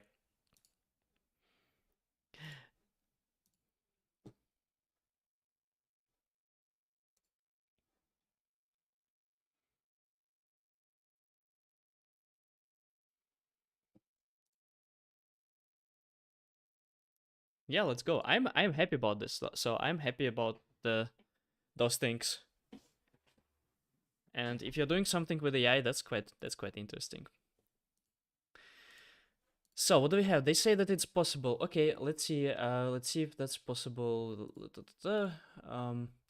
Okay, so here's the process that I'm usually using for creating assistants. That's not my first assistant that I'm creating. First, I go and I try to create my own GPT, and then I see what GPT description is created, and then I paste this GPT into the assistant. So here I want to describe. So here's first, I want to create a chat that will give feedback on my Apex code as a senior Salesforce developer. There must be no introduction or some summarization.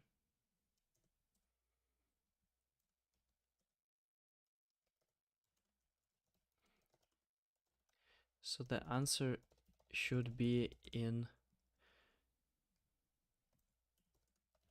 on point, concise, and formatted with HTML.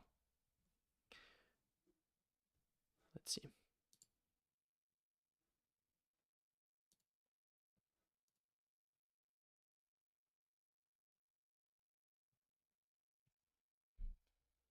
Then it's gonna automatically create the description for me for this assistant. Then I'm gonna copy this description and I'm gonna paste it into the assistant. I'm gonna create an assistant, and then I hope that I'm gonna be able to use the assistant with the API, and then I'm gonna be using this assistant there. And you know what? I have here in my blog, I have their best practices. Maybe I'm gonna go create a txt file and upload this file as as kind of a reference to the best practice. Yeah, I think it's a good way of doing that. Apex best practices. I'm not really sure though. Can I download this best practices somehow? Admin. Let me go to the admin. I would like to download as a txt and then hey, go to admin. It's not admin.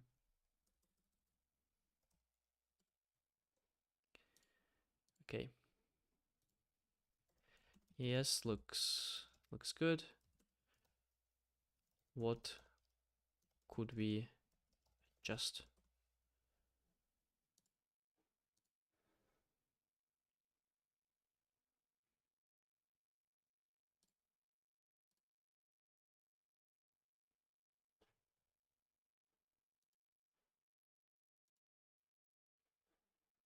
By the way, who is watching on YouTube? Guys, let me show you something. So if I go here,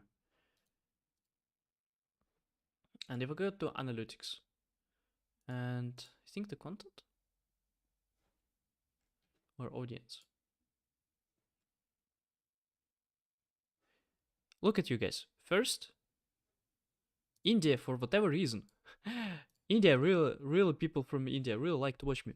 But another thing, you're not subscribed. What the hell? Why? Subscribe. If you're watching me, subscribe. If you're doing it regularly, subscribe. It's kind of shows for me that you're interested in what I'm doing. Yeah. Right.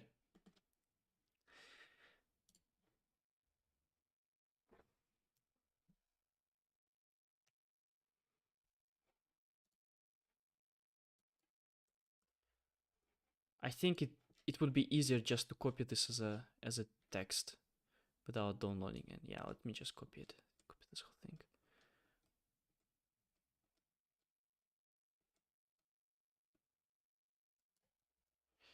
Okay, and how on the Mac can I create a new txt new node? Is it how you create?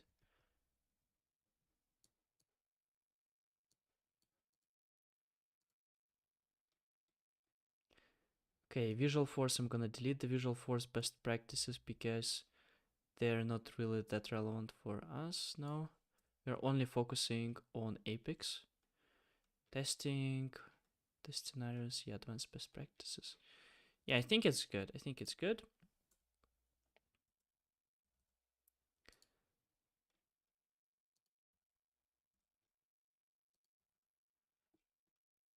Just wanna make it like this a little bit.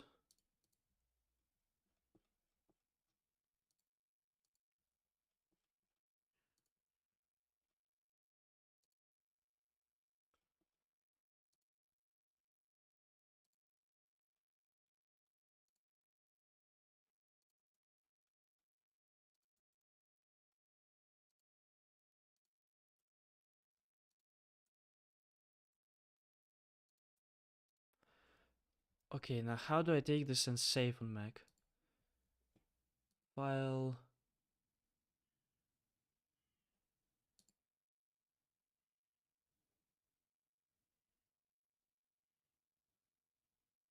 Uh,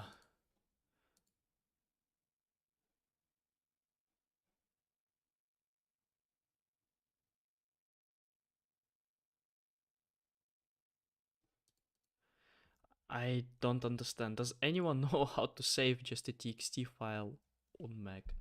Oh my god, this is so...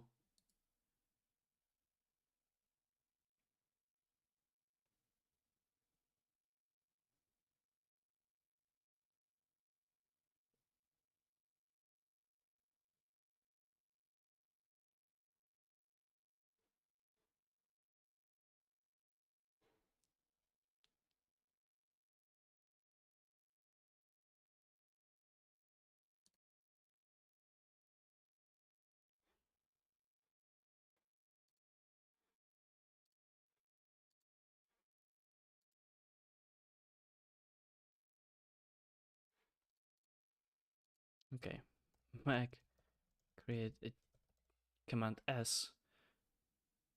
Yeah, I'm just trying to save it as just TXT file. Create as a TXT file.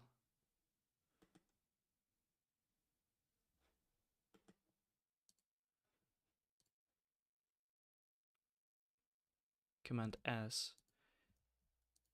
But where is it? Where is it saved then?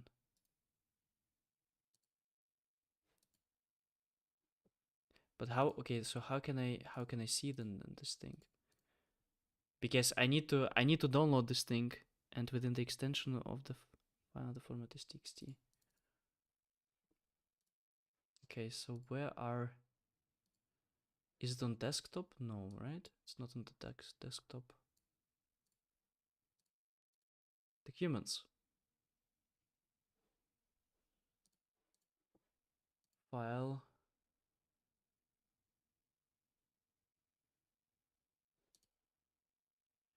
If you go to file when the text editor is open. File.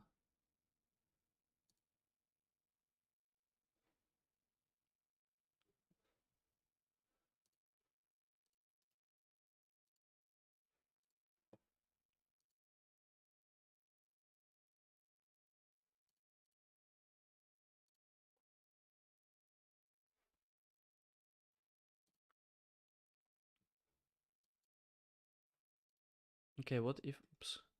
What if I just say text edit new document? Ah, here we go. That's the right way. That's the right way. Okay, now finally. Okay. So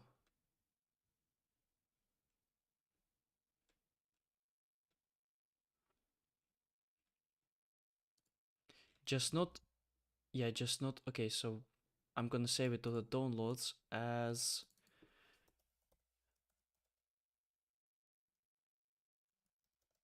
best practices.txt.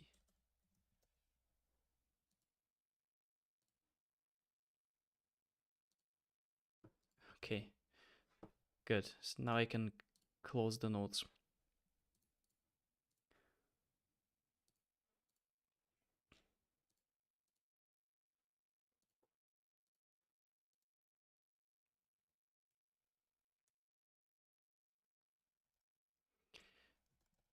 can we make the GPT refer to this document?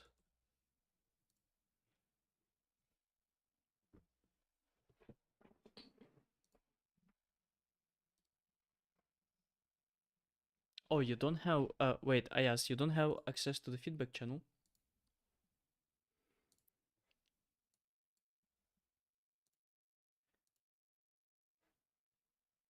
Permissions.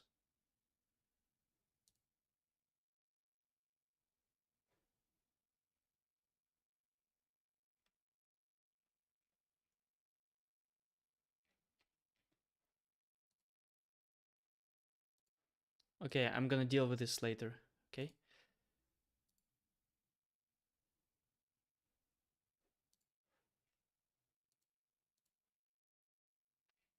Okay, let's test the GPT, edit GPT, um, class car, okay.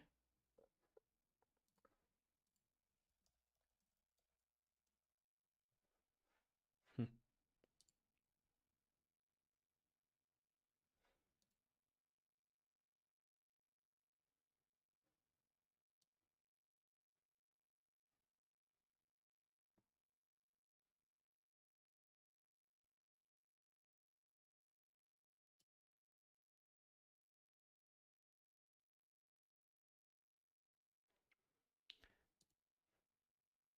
Okay, this is a very bad response. Here, what was my input? The output of the GPT was very long, and it included, how do you call these things, like pretext? I don't know, the provided code snippet, blah blah blah, and it something like introduction. Should cut it and start immediately with the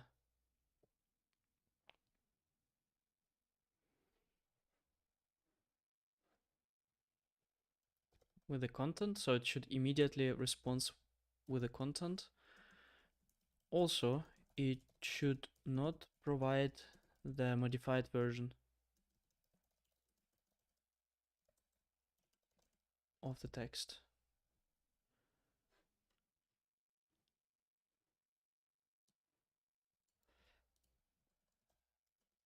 It finished with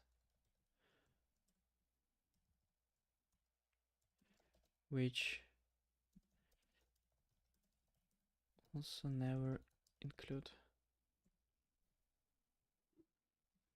Like, this is what I hate so much about those GPTs, is that they are so wordy.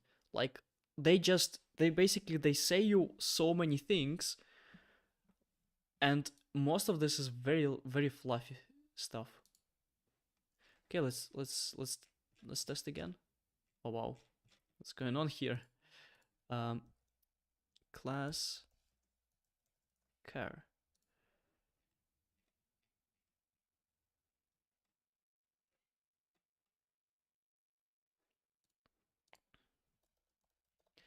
It should not include full HTML, only a little bit of formatting so that I can display it.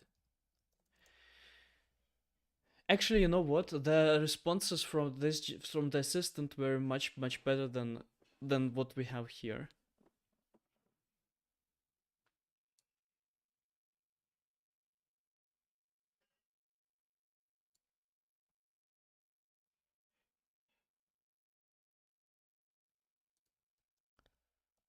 Class car.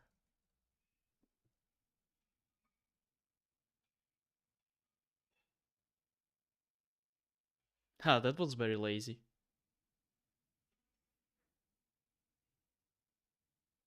But that's good. Oh, that's actually better.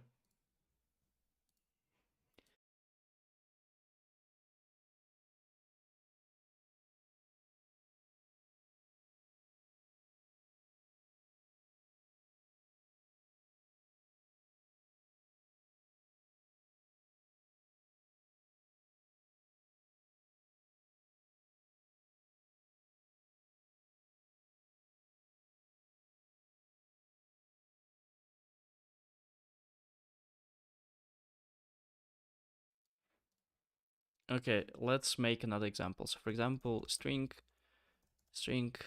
name Igor equal to Igor. Let's see if it can recognize some mistakes here. Ah, what the hell?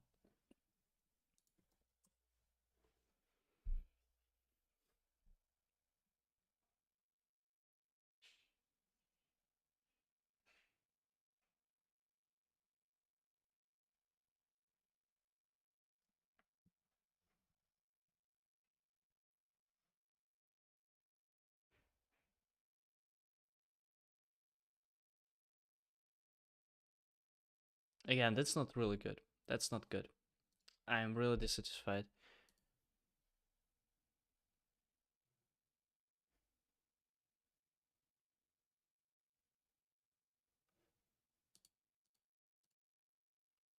But I think that let's hope that the assistant will be better in this regard. I mean, usually that's my experience that assistants are better in those things. So here your assistant, blah blah blah.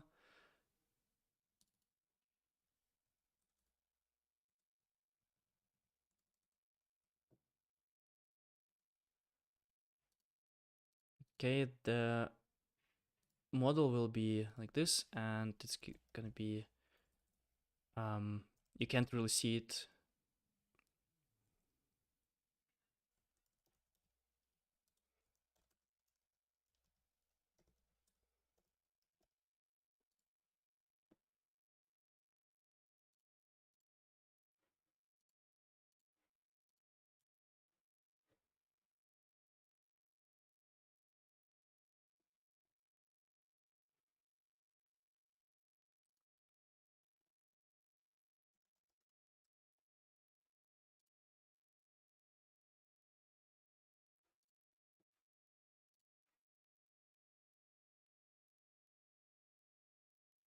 Okay, now the question is, how could I use this assistant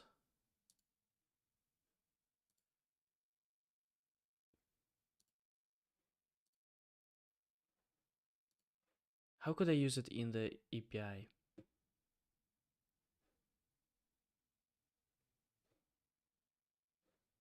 This is probably the ID, so I probably need to have some kind of ID. Let's see. Assistants. Okay, create an assistant. We don't need this part, but we do need the part of where we be using this assistant. This one, assistant ID. So we're probably gonna need to create a thread and then run it.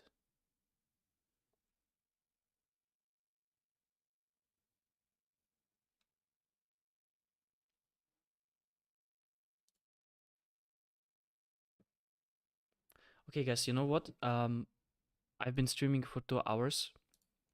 Let me do like 5 minutes break and then come back. Okay, and then we're gonna continue with this OpenAI thing, and we're gonna basically, I think, with the next 1 hour, we're definitely gonna be finishing this whole thing because we're. I mean, it's almost done. We just need to combine those things. Where's my Excalibur? And coffee break. Yeah, first let us finish the whole LWC thing, and then I'm gonna give you the feedback. Okay? Because I don't wanna interrupt and basically in the middle of doing something switching to another thing with a feedback.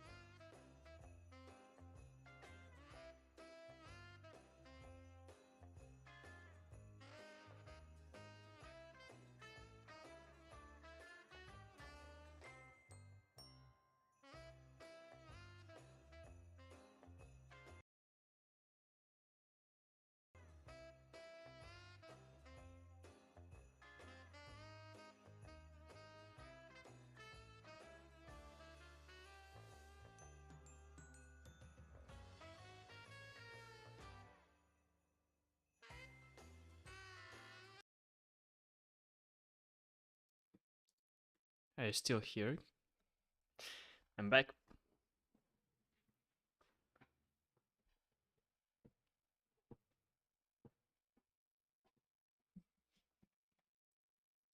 So, coffee break, done.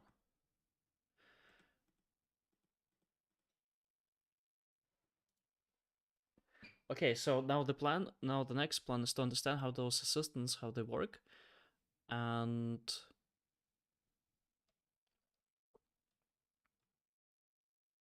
then write tests, and then I think, then I think we're done.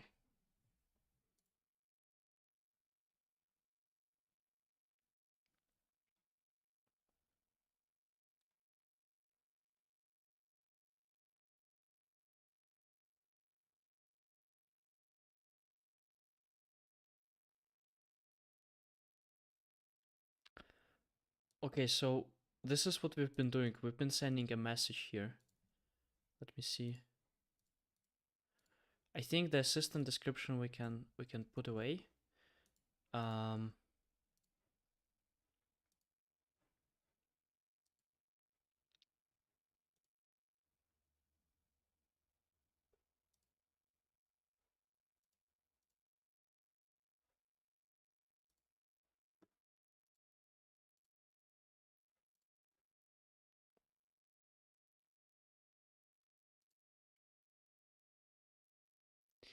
Yeah, but why don't they just give an example of an API? This is what I don't like. Give me just an example. I understand that this is a good example if you're doing it with whatever, but client.beta threads run doesn't say for me what is the API endpoint of this thing. Limitation next tools. No, is it?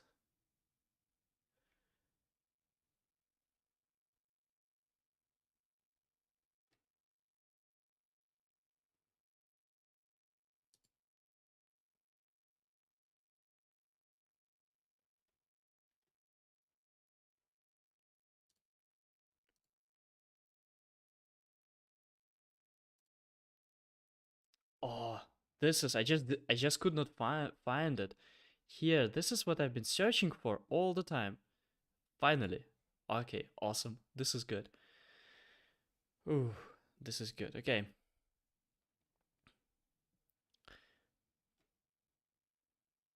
So request body model. Okay.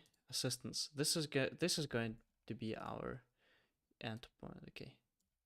Assistance. Model. Okay, this is create an assistant. This is not what we need. We need list. No.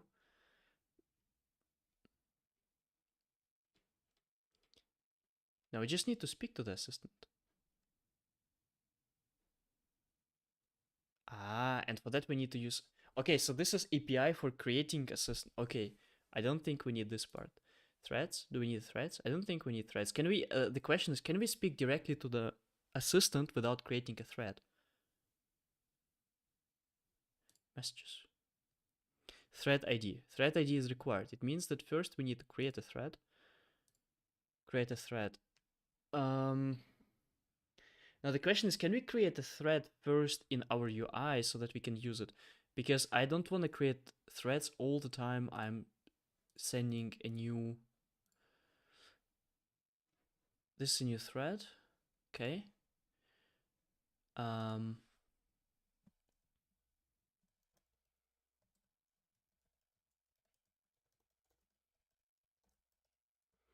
Prepare giving feedback. Whatever.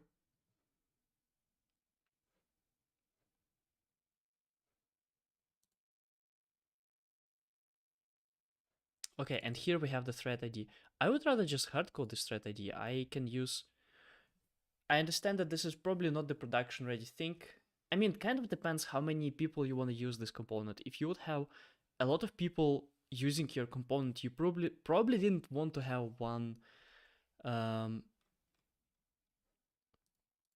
thread for all of them. But since we don't have any type of limitation on how many messages we can have in one thread, I don't see any hurdle for basically using just one thread for all of that. So I don't see any problem with it. So let me create here.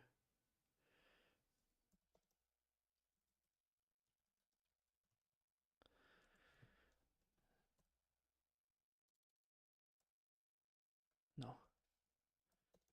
Public static thread ID, and we have the thread ID. Yeah, nice. So the thread ID.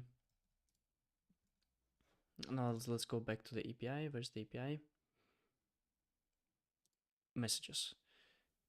Okay, so the message gonna have a thread ID. So here in the message, I'm gonna need to include the thread ID. String thread ID. And by the way, I realized that they are private. They're private by default. That's not good because we need to make them public. Usually, if you have inner classes for API requests in Apex, you usually want to make them public, not private. Okay, now they're...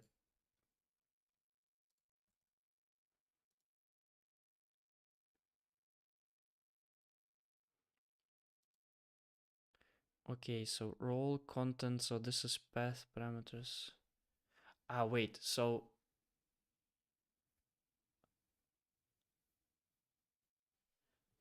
okay. So this is the thread ID. It doesn't go here. It goes to the... It goes here. Ah, okay. Now I see. So we have threads, and this is gonna be our endpoint, not assistance, threads. Threads, and then we can even put this whole thread here. Okay, I see. And messages like this.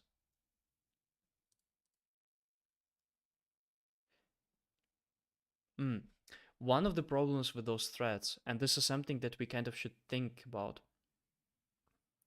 is that one thread has only a certain amount of tokens that it will produce a meaningful output. So we don't... So for example, if you're gonna have 100 conversations with one thread, it's gonna get nuts basically, because you won't be able to...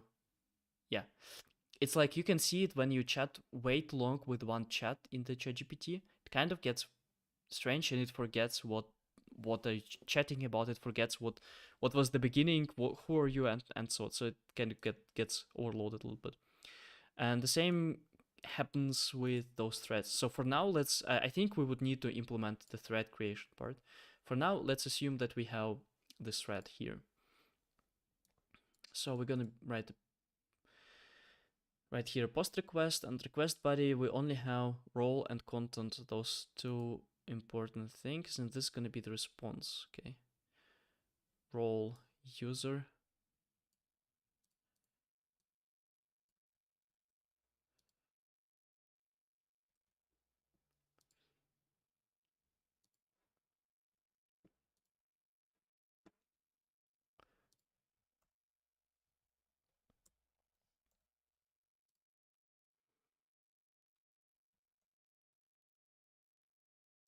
Role and content, and that's correct. So message, we're creating here a message. So instead of creating a prompt, we're gonna be creating here a message, right?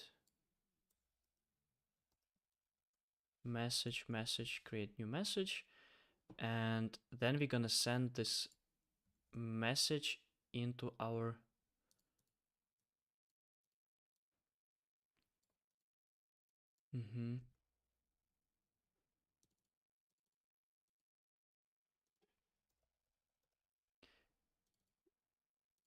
I would call it create message body.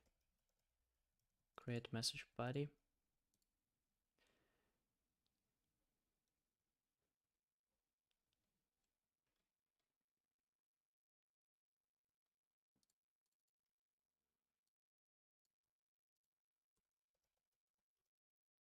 String message body, and then we take this body and set it as a body. Okay, the bearer stays the same, the content type stays the same.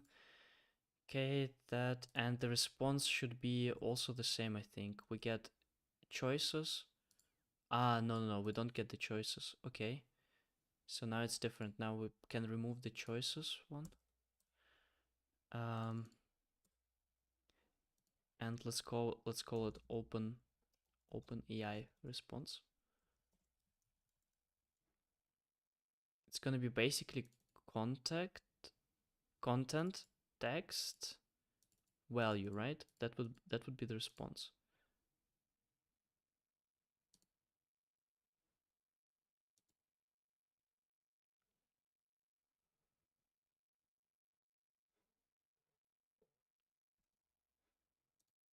Well, if it returns a message, so this is what they said that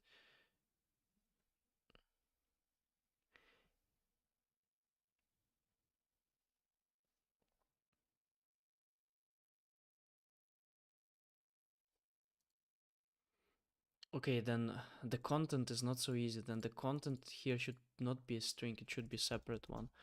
It should be called content, and then here this content. I'm a little bit lost with this structure. Let me put it here. Content. So for the content we have type and text, and then the text is the text data type, which we should also create. And it will be with annotations. We don't really care about annotations, so I'm gonna remove the annotations part from here. But we do care about the value part, okay? So here when I say that first we need to create that's so first we need to create a text, right? Text, and we're gonna pass the code there as a value. Now we need to take this text and we need to form a content out of it. Content. And then we need to create a message. And in the message we put a user as a role and the content as a content, okay? And then we serialize here the message.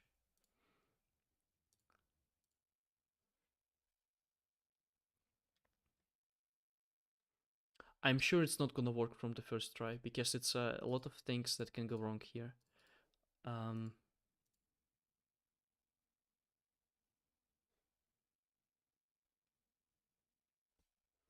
Yeah, I think response should be just message, right? If I understand them correctly, then the response is just simply message type. Message response.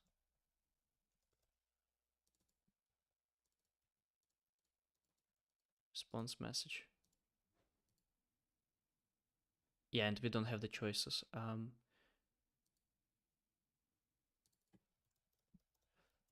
Message dot content dot text dot value. That's what we want.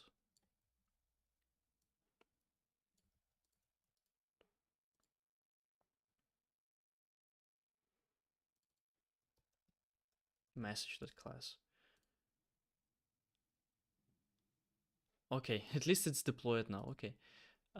Let's test it out. Let's test it out directly in the component. Why not? Why not?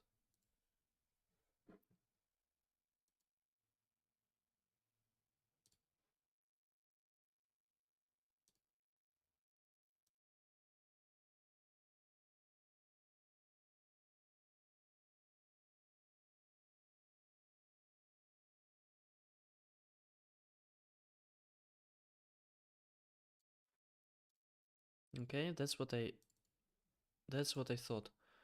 Attempt to dereference a null object. Which line? Line 27.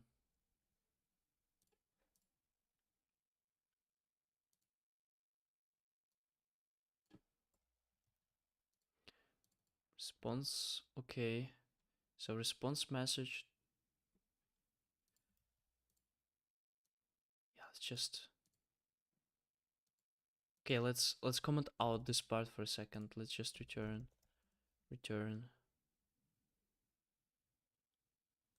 Just return the whole response string. I want to see what is the structure. Probably the structure is not matching. That's why.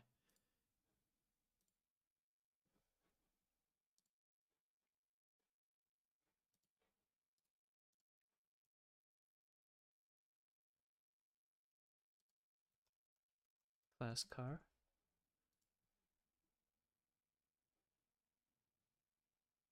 You must provide OpenAI beta header to access.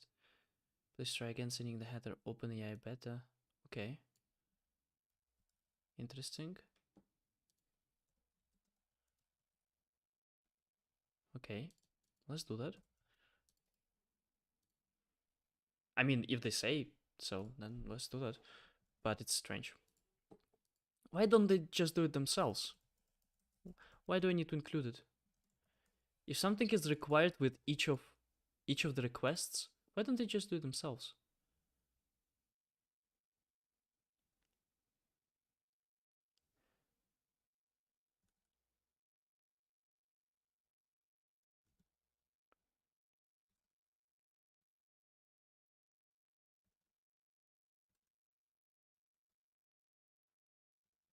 I think something is wrong with how we set the header.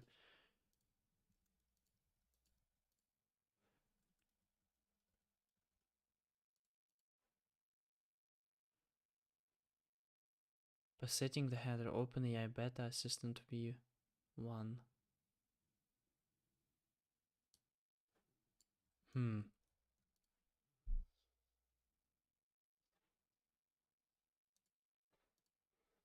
Where's the example here? Do they have an example?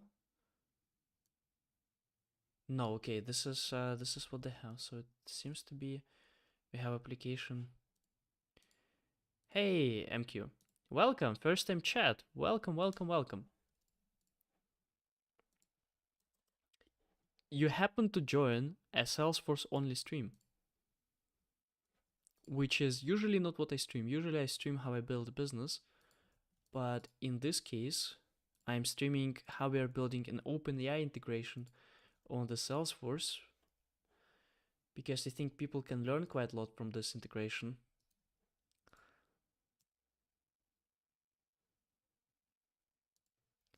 Class car. Okay, send.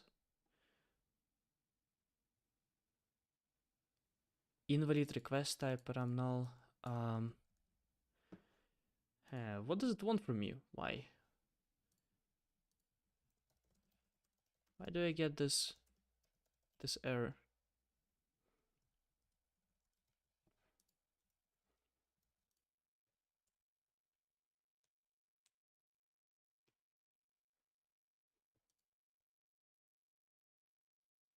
Okay, so the content.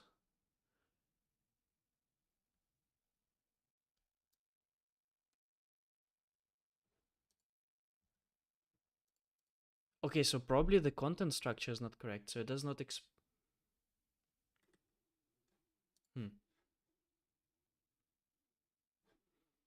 Okay, create the message. Okay, so when we receive from OpenAI the response, then the content is formed in that way, but when we send it, then the content is different. I see. This is not ideal. I basically need to separate message in message request and message response. So this one is message response and this one is message request, and it would be string content, and that would be string request and then response, but response is going to be content still. So okay, so message request, where's the message? Message request, and there should be code here.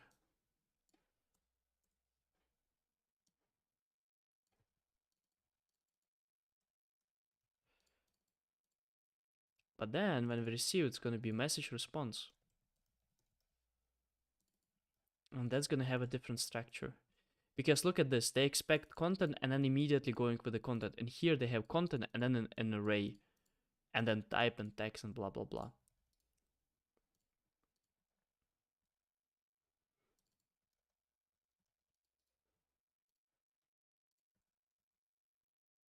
What fails? List. Message request, and the prompt. Prompt I'm not using anymore, right? Can I just delete it? Deploy. What else? Constructor here, message response, deploy. Should work now. Works.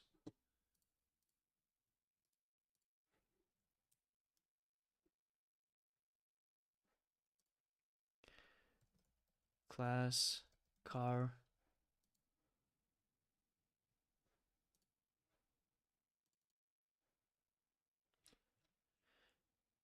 Okay.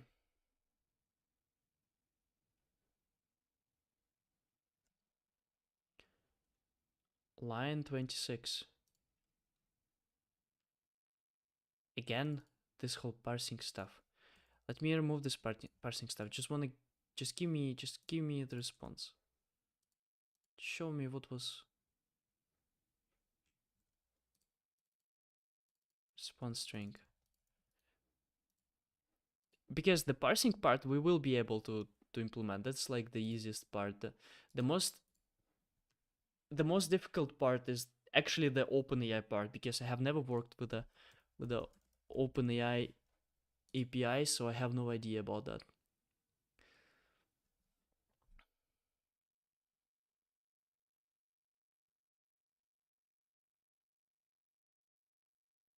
Wait. Response string. Is it what we are getting as a response? What the hell is that? That's so stupid. Look at this value class car. Like that's just basically just a reflection of what we have sent.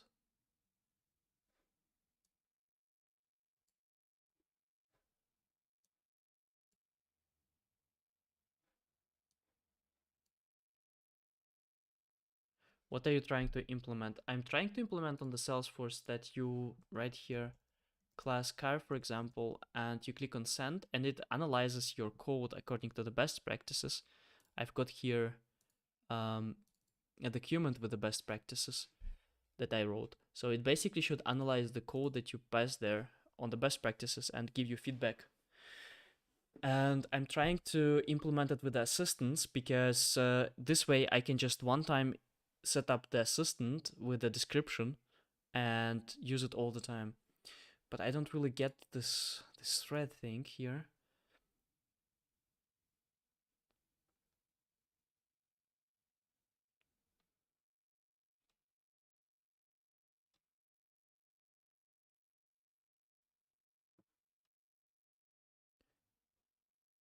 So how does it work with messages?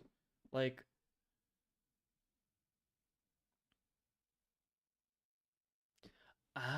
so I probably send a message and then I have to also send a run, so it runs the message, no? And then I have to retrieve it. Oh, this is very stupid. I'm not gonna be implementing this whole thing. It would be very stupid to implement this whole thing.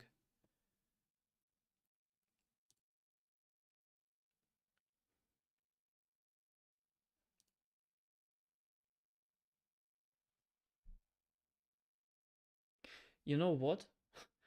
Let me just go back to, let us forget the threads and assistant part, because I think it's a little bit too much to implement. I don't want to, like, I didn't want to overcomplicate this thing that much. I actually just need, I think the way it worked before was actually good. And you know what we can do? We can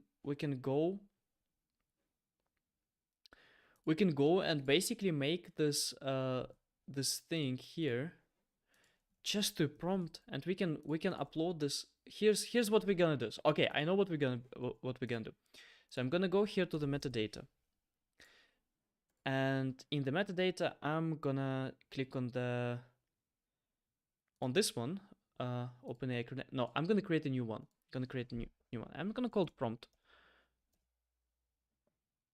Prompt, right? Is it proper English? Prompt? Is it? How is it called in English? Yeah, prompt.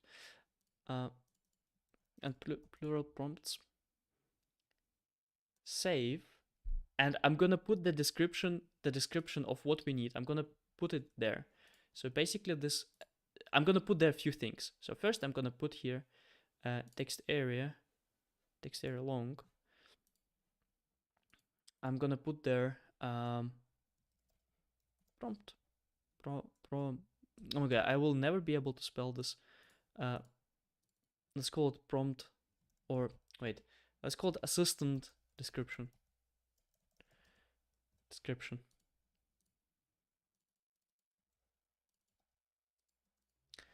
And the description will be exactly what I had here. This one.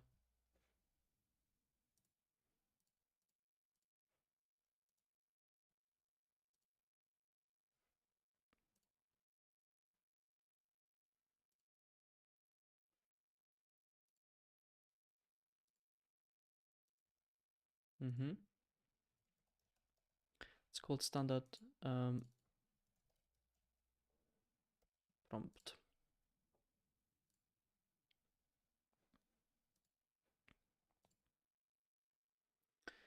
Okay, and then another one will be what else am I using? The model itself. New field. Can we do pick list here? Yeah, let's do the pick list.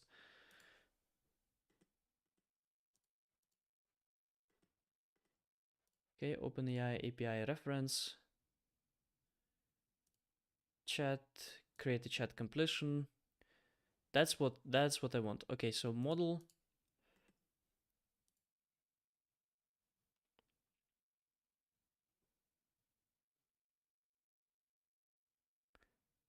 I think this is the proper name of GPT-4 model, Turbo Preview. Yeah, Turbo Preview, that's the name. That's the name of it. So I'm gonna be allowing this one, and then I'm gonna allow the number 3, so GPT 3.5 Turbo.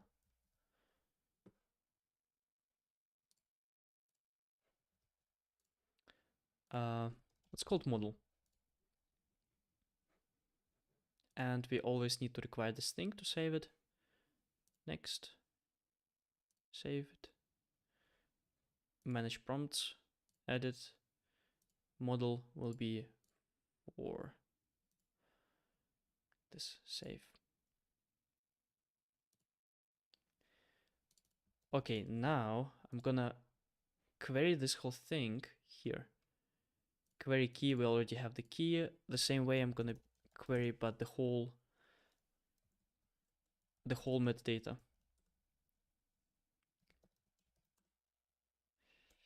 Query prompt. So we need to query assistant description and model. And how is it? Standard prompt. It's the developer name. And I'm gonna be returning here the whole prompt.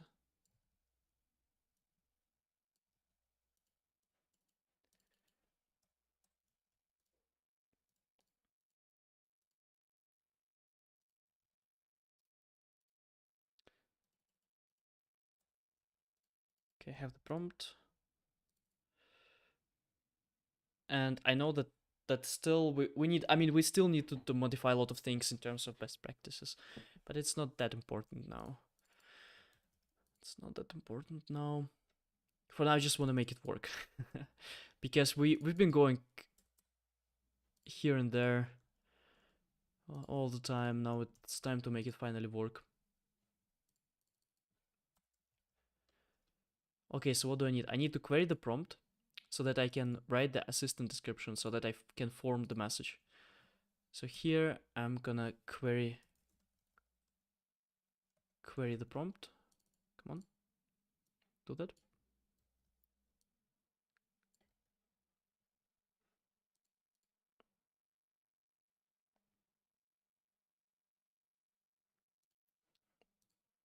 Prompt.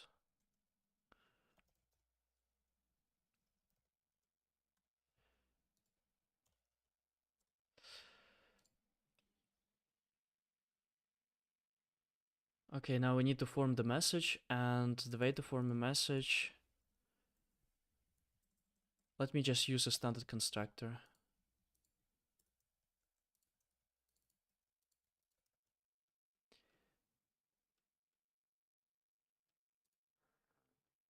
Let me remove this text and content and all of this. Just gonna leave the message. And then let's see what will be the response. Based on what will be the response, I'm gonna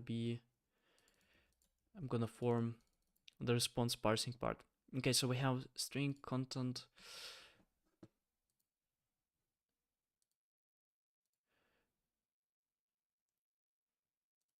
Okay, so we need here a list of messages. Let's say we have 4 turbo preview, that's ours. Let me copy it, and if I copy it, I'm sure the copilot will be able to go and to help me.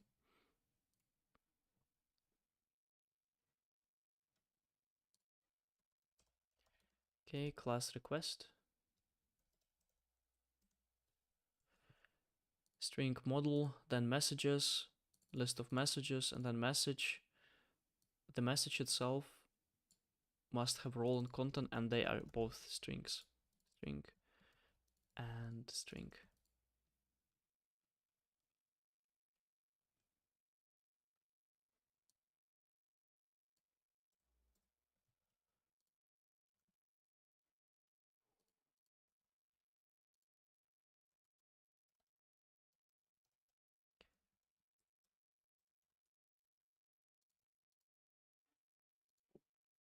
Okay, and so basically we need to go back to our old way of writing it, because we need to have choices here, and we're just gonna take the first choice, message, content. Yep.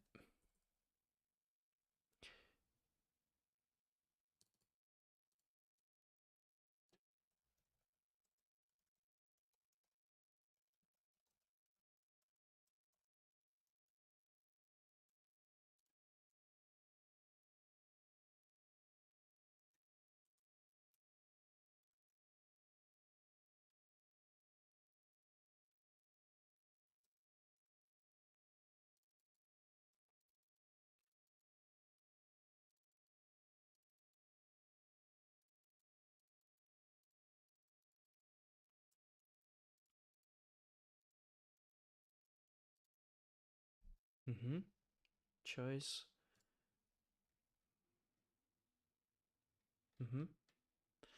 Then here we're gonna be saying create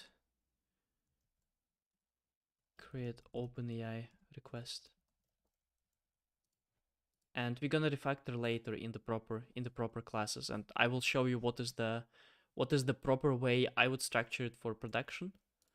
But for now, let's just make it work. Just want to make it work, please.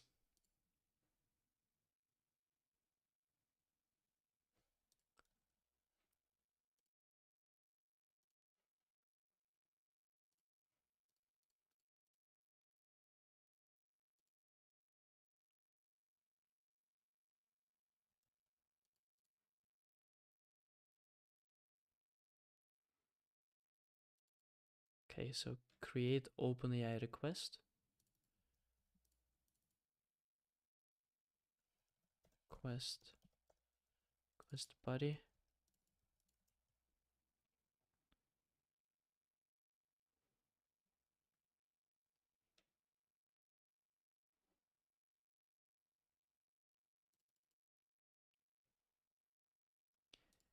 Okay, so we're getting here the prompt. Now we need to form the message, but not the message. Okay, we need to form here OpenAI, no, request. It's called OpenAI request.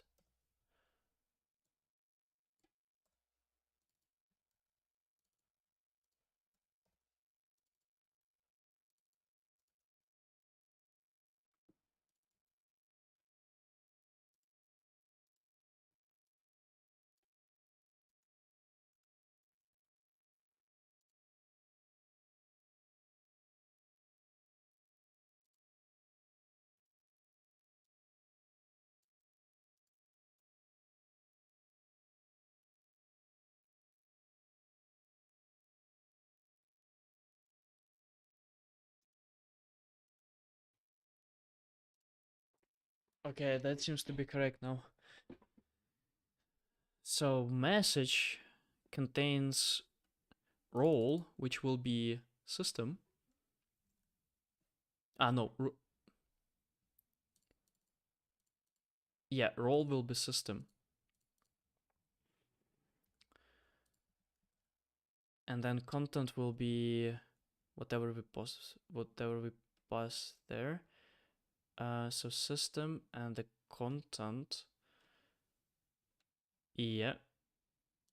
And then the next message that we will be using will be user and the code. And I hope that that seems to be the correct way how it is intended, because look here, role system and then role user, so content we're writing here hello. Let's hope it will work. Let's hope it will work.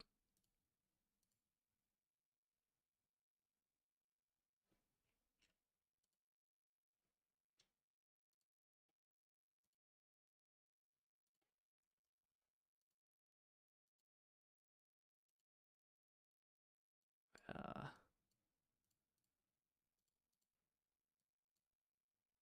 I'm trying to make this thing bigger, but it doesn't respond for me.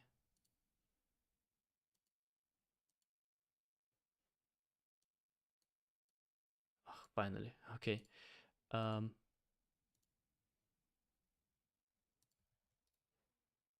Show me again the problem. Constructor not defined. Yeah, that's true.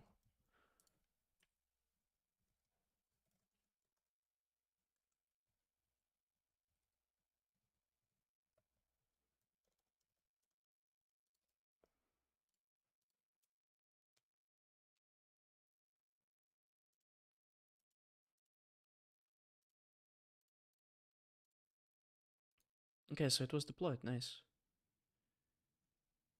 Nice. Let's test it out now. Whew, that's been a lot of different trial and error things. Let's try it.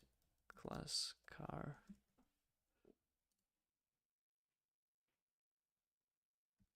Oh, we didn't change the header. We're gonna be sending it to completions.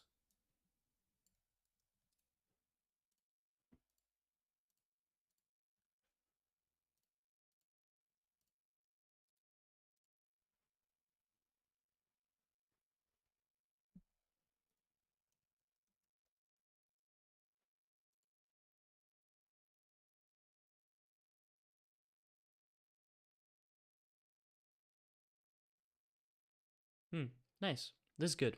We just need to get the right message. So now that at least that works. Now if we get the right message, we are basically done with the whole implementation part. In the message we are getting Copilot, come on. Copilot work.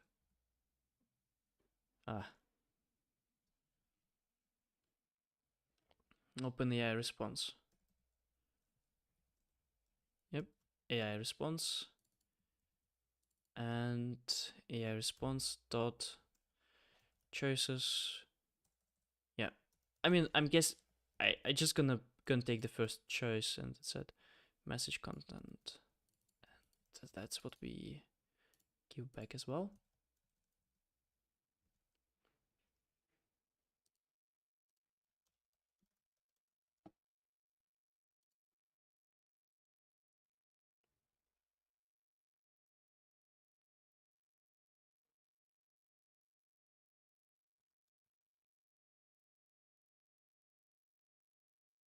Error. Timeout. Okay. By the way, let's check what is the usage. 5 cents. That's nothing. That's nothing. 5 cents.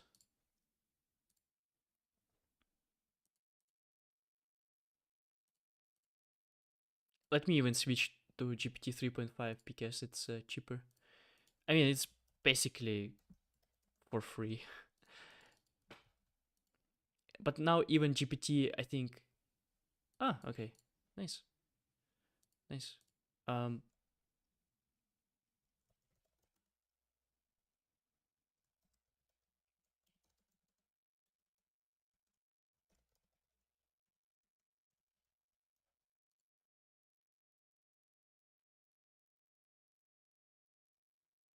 nice. This is actually really, really good. I like it. The only one thing, and it's good that we can basically everything modify here mm, from Salesforce. So it use to enhance for the response.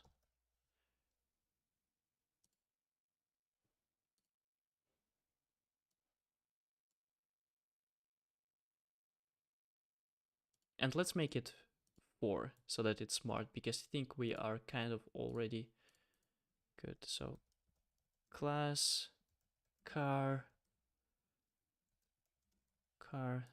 like this, send.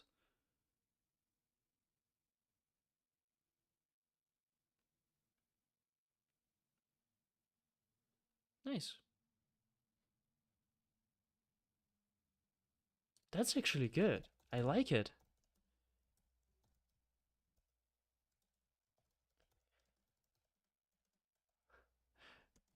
Let's say it's gonna be this one.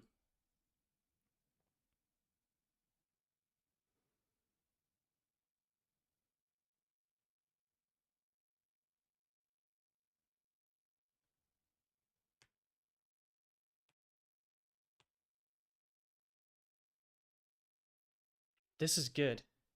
This is good stuff here.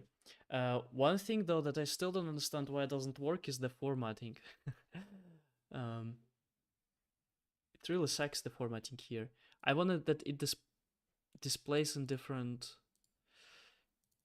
I don't know why it doesn't display properly. But look at this. It doesn't. It even sends here those things as wrong formatted. So it's a matter of a prompt, not of LWC.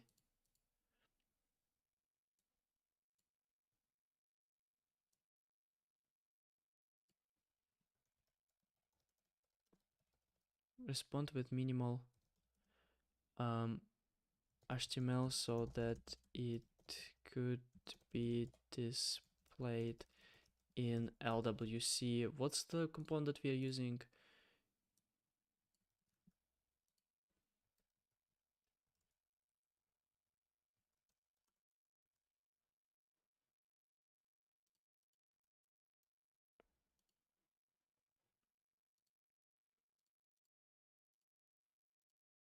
And another thing that I don't like is that all the time we have to type it again. I'm not really sure why it gets why it doesn't save basically the what we are typing there.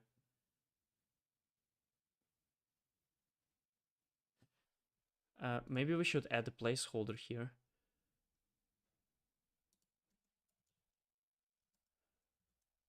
And the placeholder will be the code.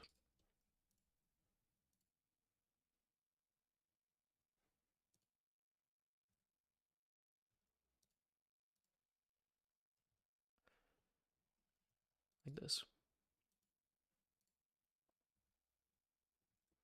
Okay. Let's see, we are close, we are close, we're very close.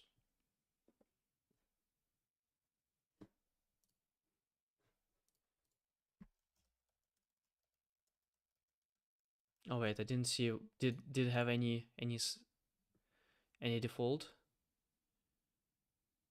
No, I didn't. Ah, because I named it code, not, okay, see code.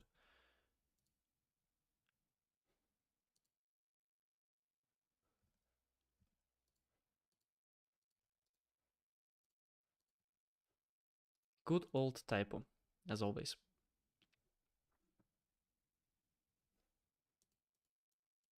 No, I don't want a placeholder. Ah, okay, so then it's not a placeholder. What's the name of this thing? Where's my component? So basically, I just wanted that it's already written down there. Lightning text area. Fix the error LWC.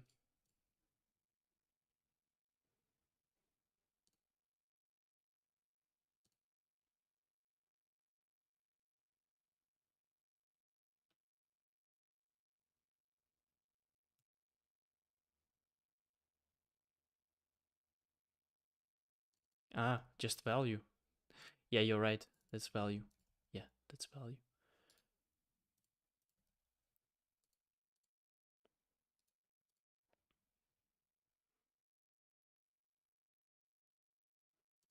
Nice, nice. Class car.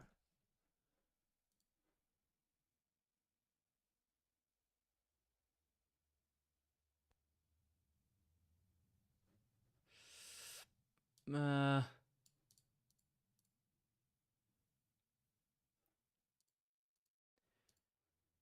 Even worse than it was before, right? The response.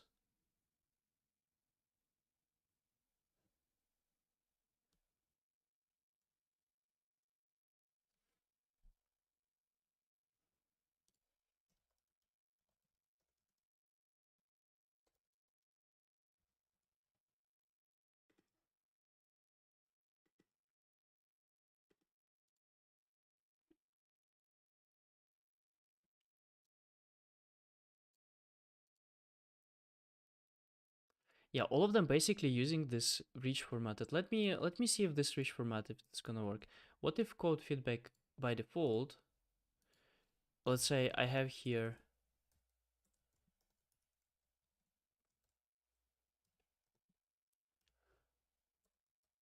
this one bold.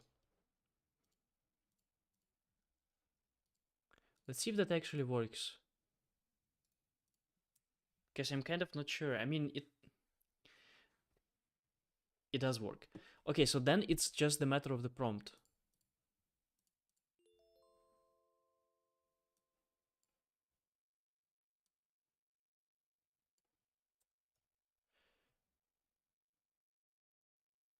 Respond with a minimal HTML.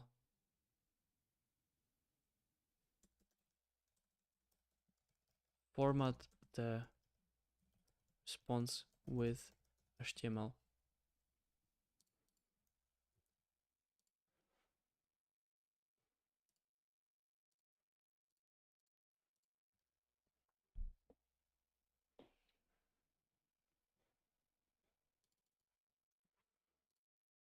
And to make it quicker, the whole development part, let me just write here class car. This deploy. Still didn't deploy. I was too quick with the refreshing. Now the refreshing.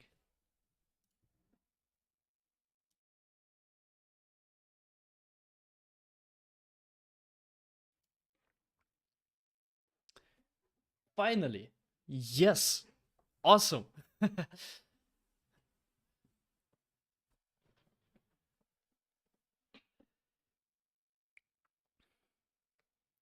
been trying to understand since the morning. Yeah, it's a little bit different this stream. Quite code heavy.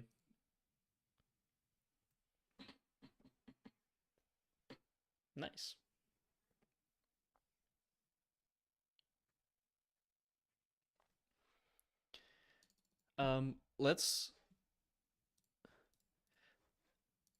Let's take this one.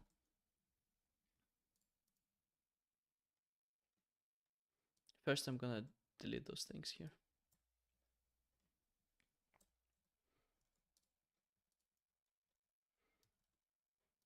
Let's test it out on the real example.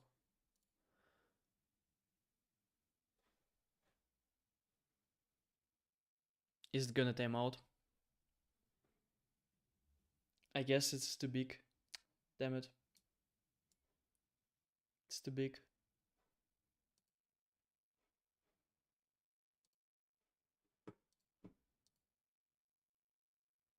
Yeah, I mean, damn it.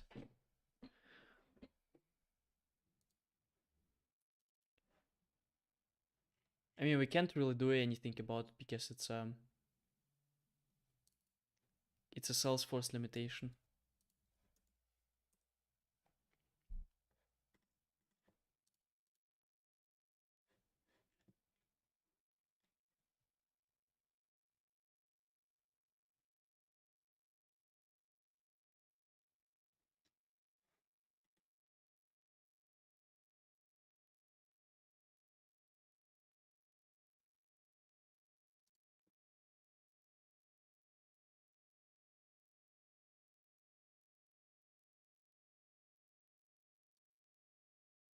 Yeah, that's the problem. If we really take, if the request itself takes too long for Salesforce, it's not gonna allow it.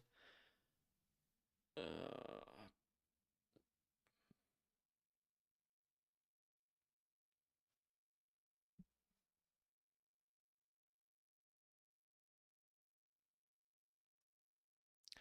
that sucks. Does anyone have any idea how to work around this thing? Well, I would assume if we would be writing the LWC callout, would be able to work around this thing. It's like the problem is that we are sending such a huge amount of data, so it takes a lot of time to process this whole thing, and then it's going to take a lot of time for us to read the response. So I don't think that there's like a way around it in the way we would want to see it. Right? So we cannot really set a timeout.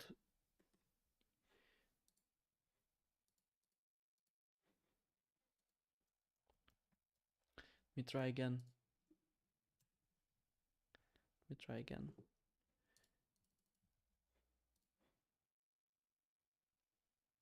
It kind of also depends, because if you think about how ChatGPT generates something, it's super, yeah, it's not gonna work. And the reason for that is because it's timeout. Ah, damn it, Salesforce. Come on, Salesforce.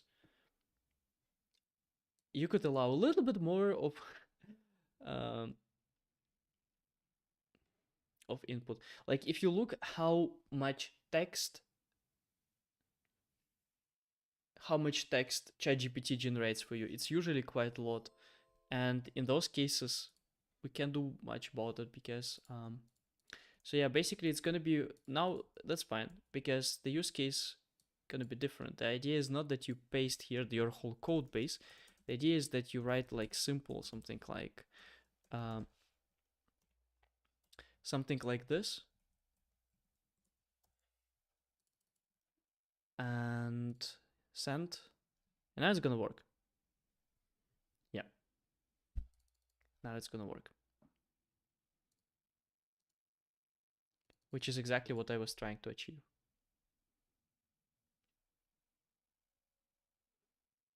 It sucks a little bit that Salesforce does such a limitation, but yeah, that's fine. That's fine. Whatever. Whatever. Okay. So a few things. Now we have working component. We still need to do one thing, is basically to refactor all of these things into proper because look at this, it's just basically 100 lines of code, very unorganized. Not something that I want to have. I'm not gonna be reorganizing it crazy, but I definitely will do here the new class, and I'm gonna call it open AI open AI callout.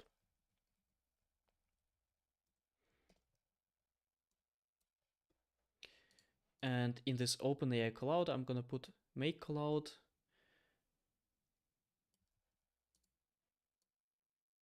basically everything that is related to the callout.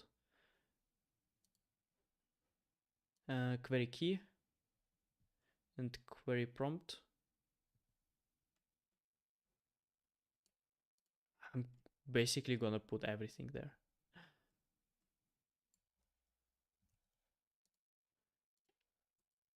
AI callout, and I'm gonna be putting endpoint also there.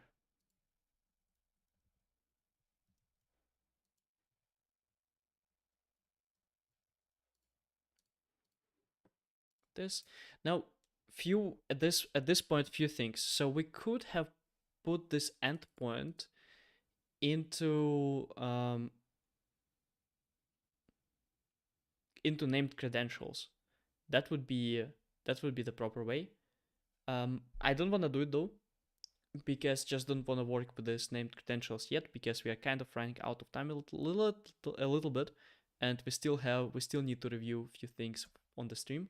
So I'm just gonna be basically putting this as a constant. So I'm gonna say this is the method. It's gonna be public static string, not API key, post. No.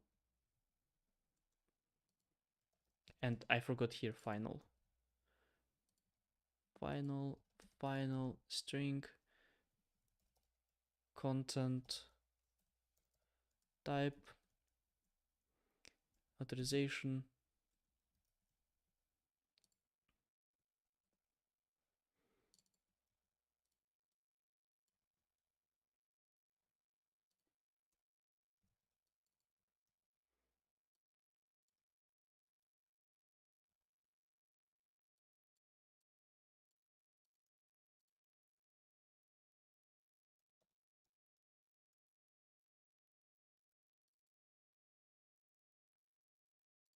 it's gonna be content type key, content type value.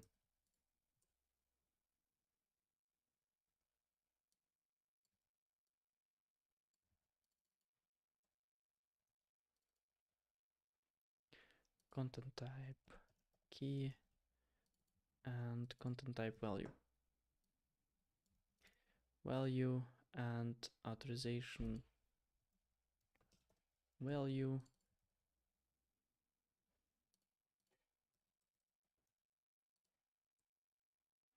You don't need to do those things, but it's like a quick win that you can do, and that's gonna improve the readability of your code really quick. Okay, post. This thing goes away. Okay, we have the query key, this one.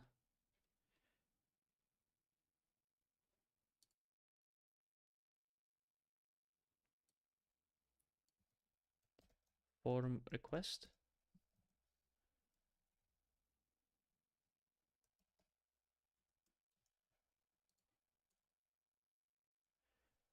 Okay, we have the form request. Response, get body.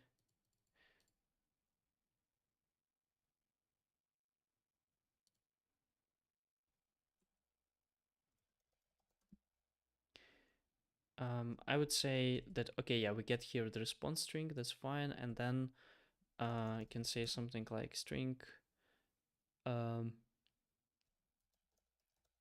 content to return parse response. Parse response, yep. And content to return, we return like this. And I think I can even, because we're not using the response body, I think I can even pass it here. That's fine. HTTP send. This is good. This is good. And you see how quick we improved basically the code. So it looked a little much more messy, but now looks good. We can also put those things into constants.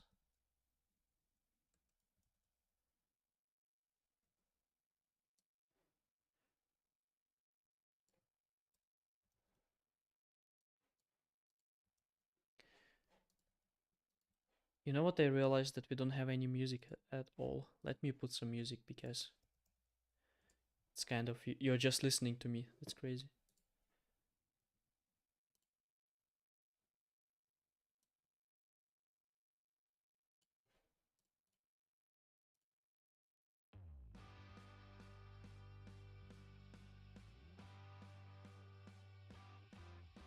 Okay.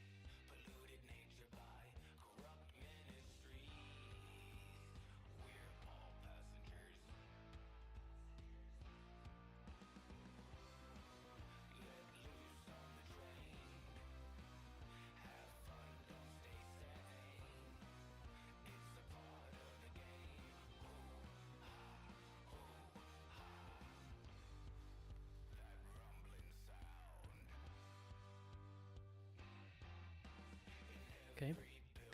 And now we're gonna make all of these things not static.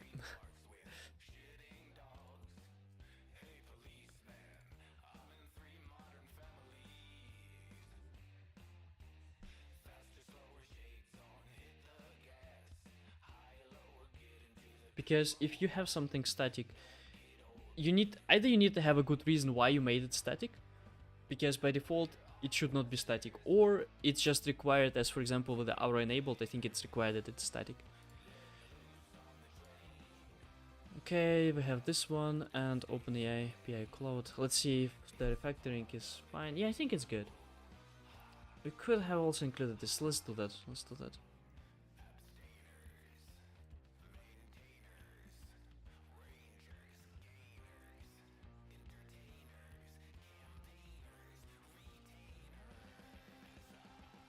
Okay, let's use system.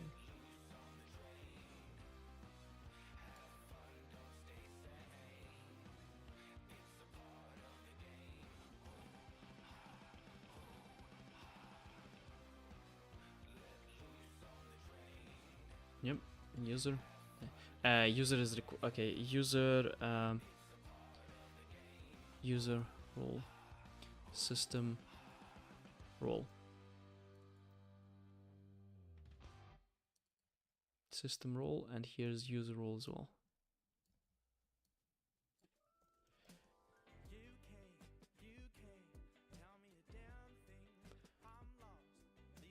All right, so that looks good. It's good. Yeah, I think what we have 100 lines here for the callout. That's awesome. That's good. And of course here first we need to create the OpenAI callout variable. And callout.make callout, and then we provide the code there.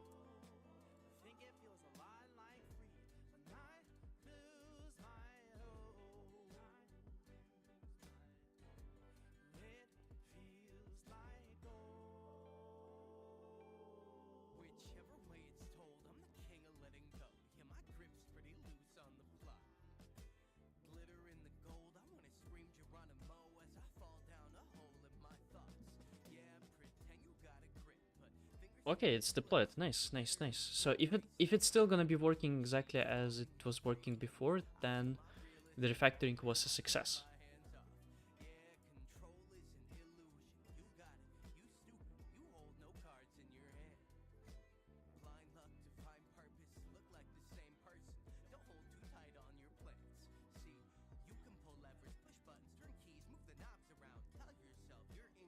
Nice. Nice, nice, nice, nice. It works. It works. Nice. Good. Good.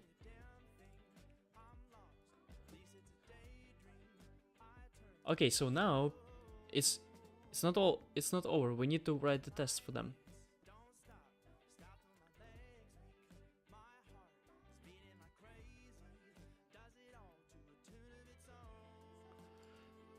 And writing tests in Apex for the callouts is a little bit, I don't know how to call it, annoying, I would say, because we need to use this mocks, so we cannot really create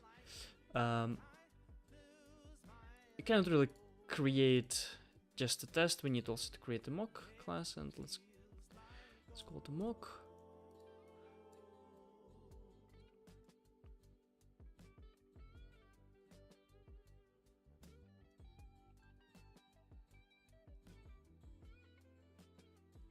Yeah, we need to return the response and status success. I wouldn't call status success, so we need to form exactly the same responses we are getting here.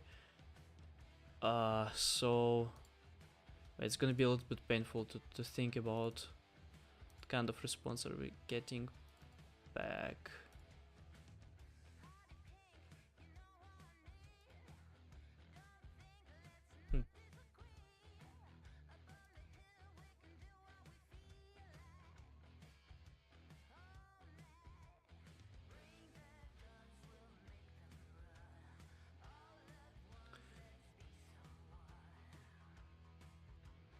I already closed OpenAI docs. OpenAI API. I shouldn't have. I should have kind of suspected that we still gonna need them. Explore the API for developers. Chat. Documentation, API reference, chat. Okay.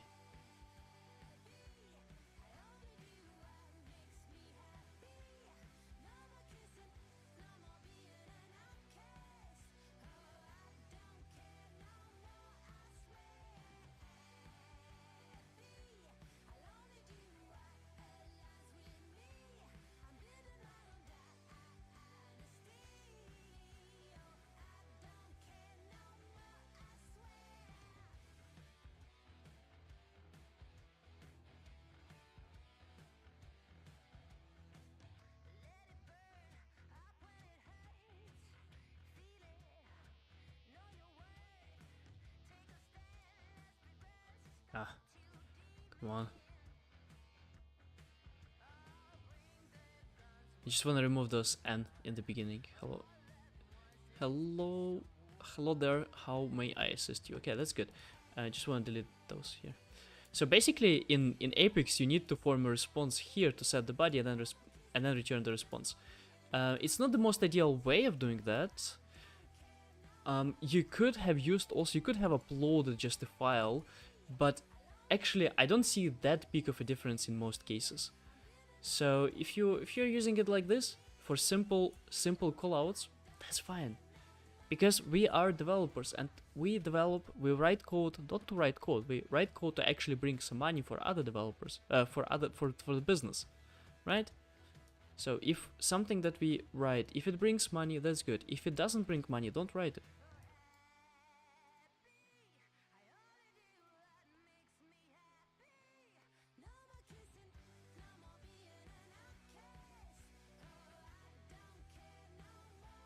Public static string response string.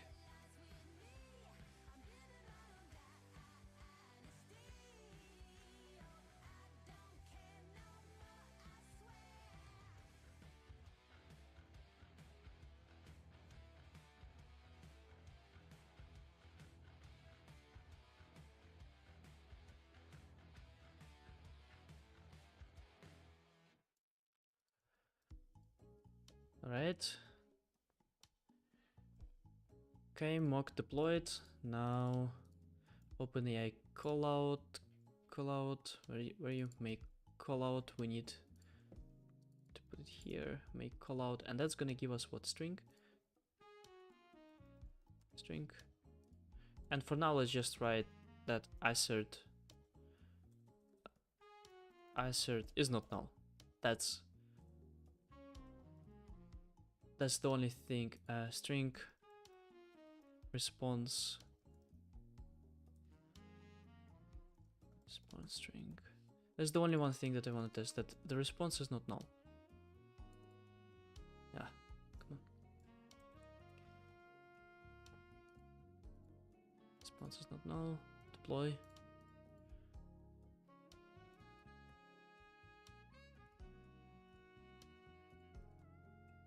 Ah yeah, it's not.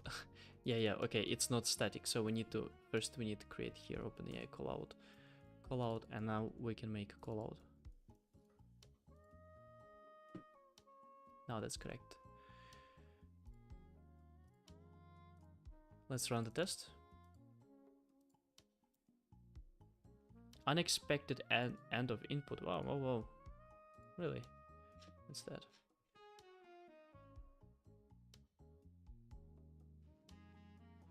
Parse response, line number 45.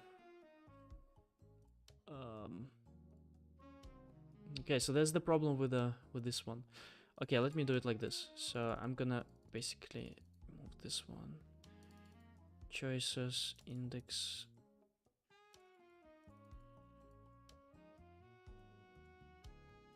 Yeah, I actually a little bit overcomplicated the whole thing. Let me just make this.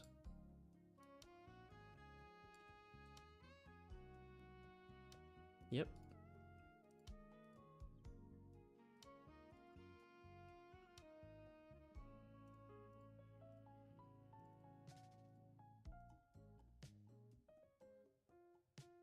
Okay, success. And the test runs. Nice. And we have what? 92% coverage. Nice, nice, nice. Not bad.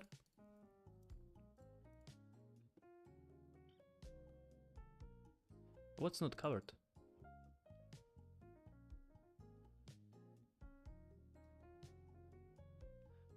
Messages are not covered. Wait.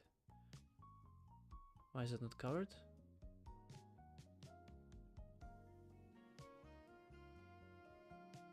Oh, because we are not using it at all.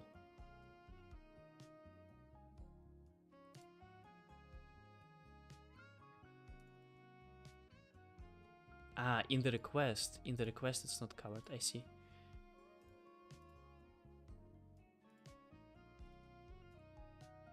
So then it's on the test because here this is a test, yeah.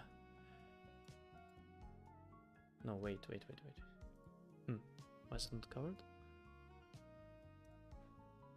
I'm just trying to understand in this open request, is it not covered because we're not using it, or because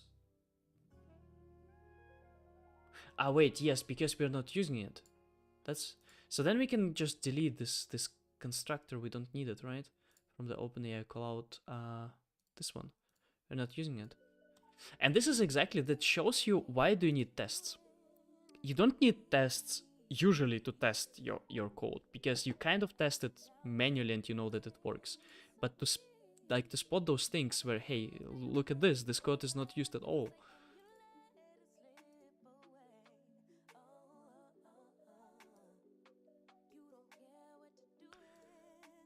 Okay, this is a test.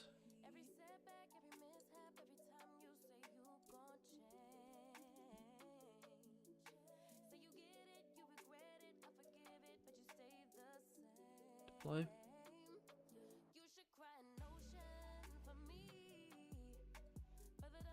Let's see if it works now. Works, and we have 100%. Yeah, having 100% doesn't mean anything because you can have 100% completely irrelevant and really shitty tests. So 100% doesn't mean anything. What actually matters is that you have good coverage in terms of that you're testing the right things. And here I'm not really testing anything meaningful because here I'm just testing that it's not null. Instead, let me have a look. What do we get?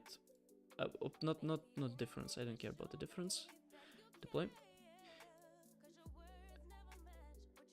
Well, I know what we are getting, so I actually want to make sure that this one test is true.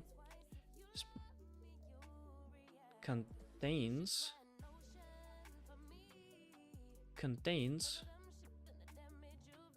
no, not car. It should contain the one from the callout, the string from the callout.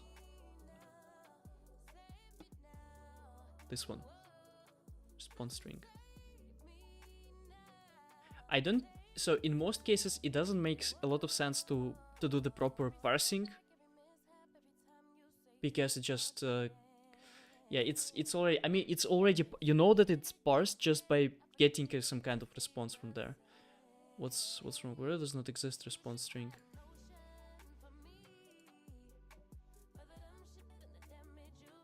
Oh, from this one. Yeah, from the mock, not from the callout.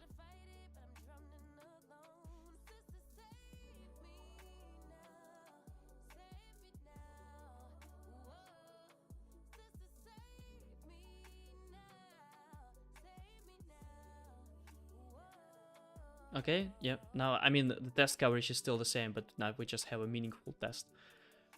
And something that we could also test for is, for example, I mean, this usually, if you were to do it for production, and if you had time and budget, you would usually also test for negative scenarios, something like test callout. I would call this one positive, and that one would be negative then. So, for example, that one would be negative. And for example, what happens if you pass here null? For whatever reason. And then we maybe want to test that is not. Let's see. I think this test is gonna fail, and we do need to fail it. API callout. Let's see. So, I mean, we cannot really run a callout if the code is null, right? So here I would include a check, and I would say that if code is equal null or code empty, then throw an OpenAI exception, and here we can create the exception itself. And then the negative test would be we take this thing, we pass a null there, and then we say something like try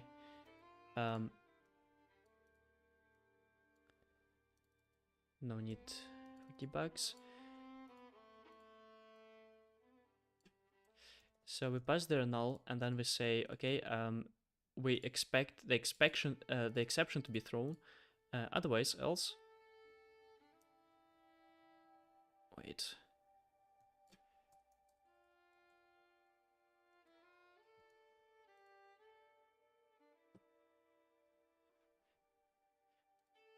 I will be. Good night, Illuminati. I will be back in a second because I think someone knocked on the door. Just a second. We'll be back.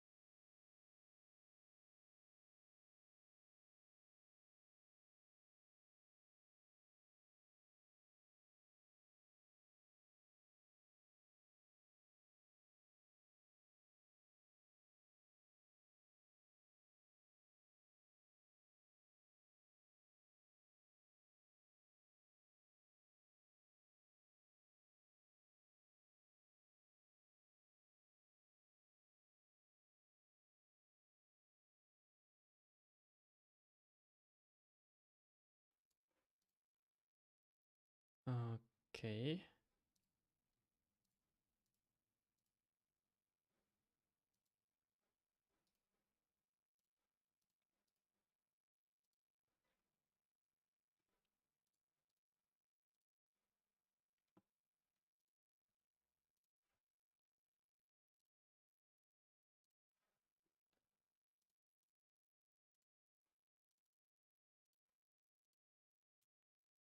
Okay, nice, nice. We have 100% and everything works. Good. And the last step left is that we need to create for this one, for the controller, It's gonna be pretty easy because it's gonna be basically a little bit of repetition of what we already have. And gonna take this one.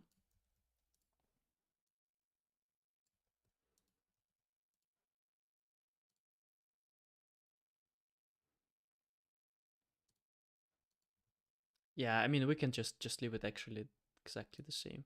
Just instead of just instead of that we're gonna be where's that? Cloud, yep. Yeah, like this, and then I think the method is called analyze code. But it's static meta, right? So we're gonna be doing something like this, analyze code.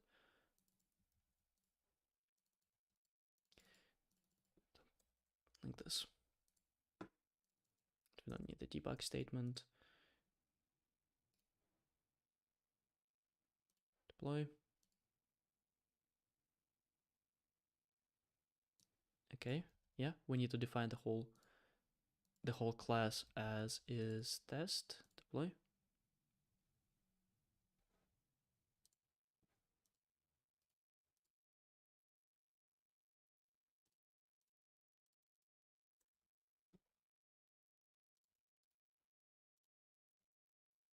Okay. Run.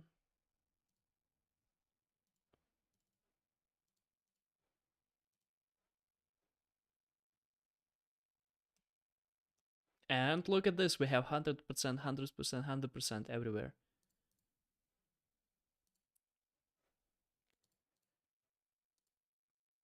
Which is very, very nice.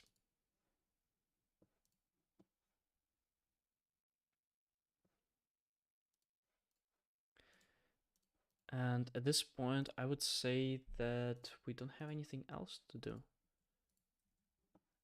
I would say it's done. Let's do the final test.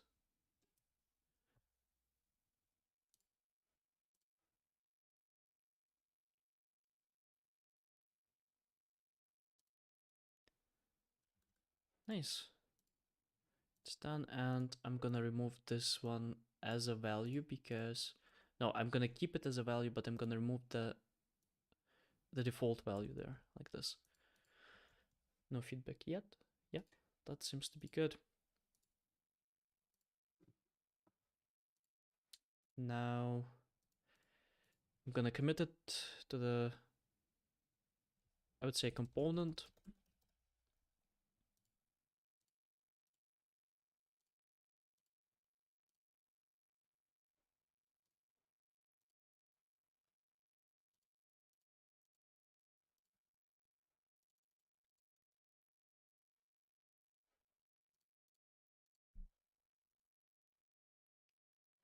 So I would say it's working. Wait, why is it? Let me refresh it like this. Let's say we have. Let's say we have. Car class Apex.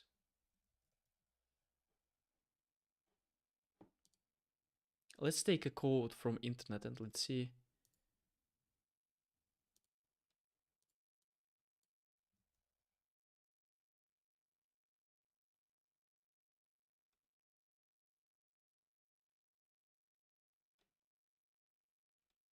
Wait, this is actually good.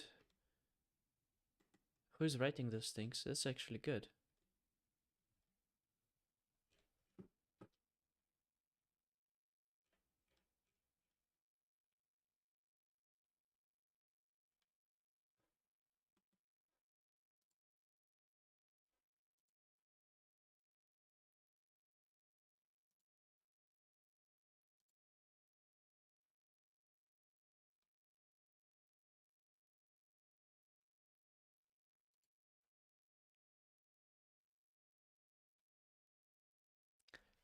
That looks suspiciously exactly like.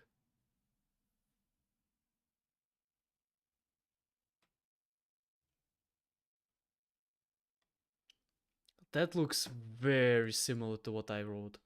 Very similar.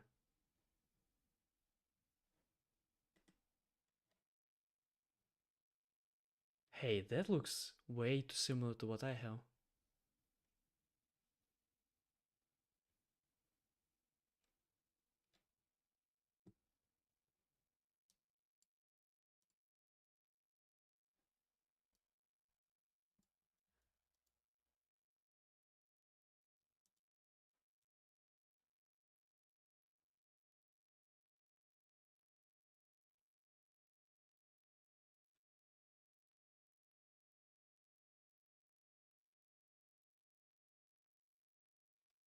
this person definitely inspired a lot in how I describe it.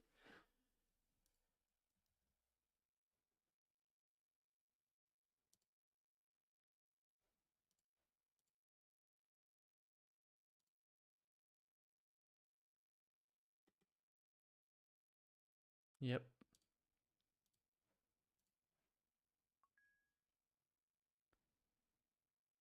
4 months ago. Okay, man, if you're listening to it, just don't steal the things that I have. Okay? Ah, come on, man.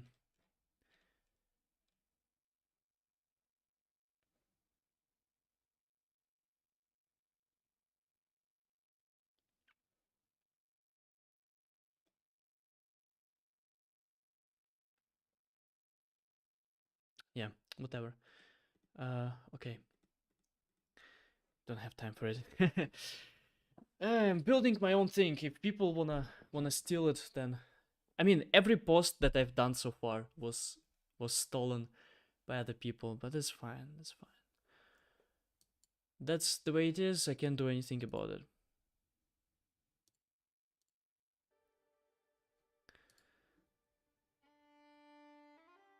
What were I doing? I was testing this thing. Okay.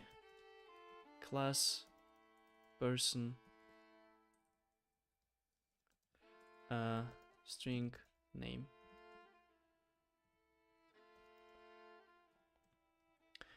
So in my opinion, that's quite a bad code. And now that's actually the door. Let me open the door and then continue this.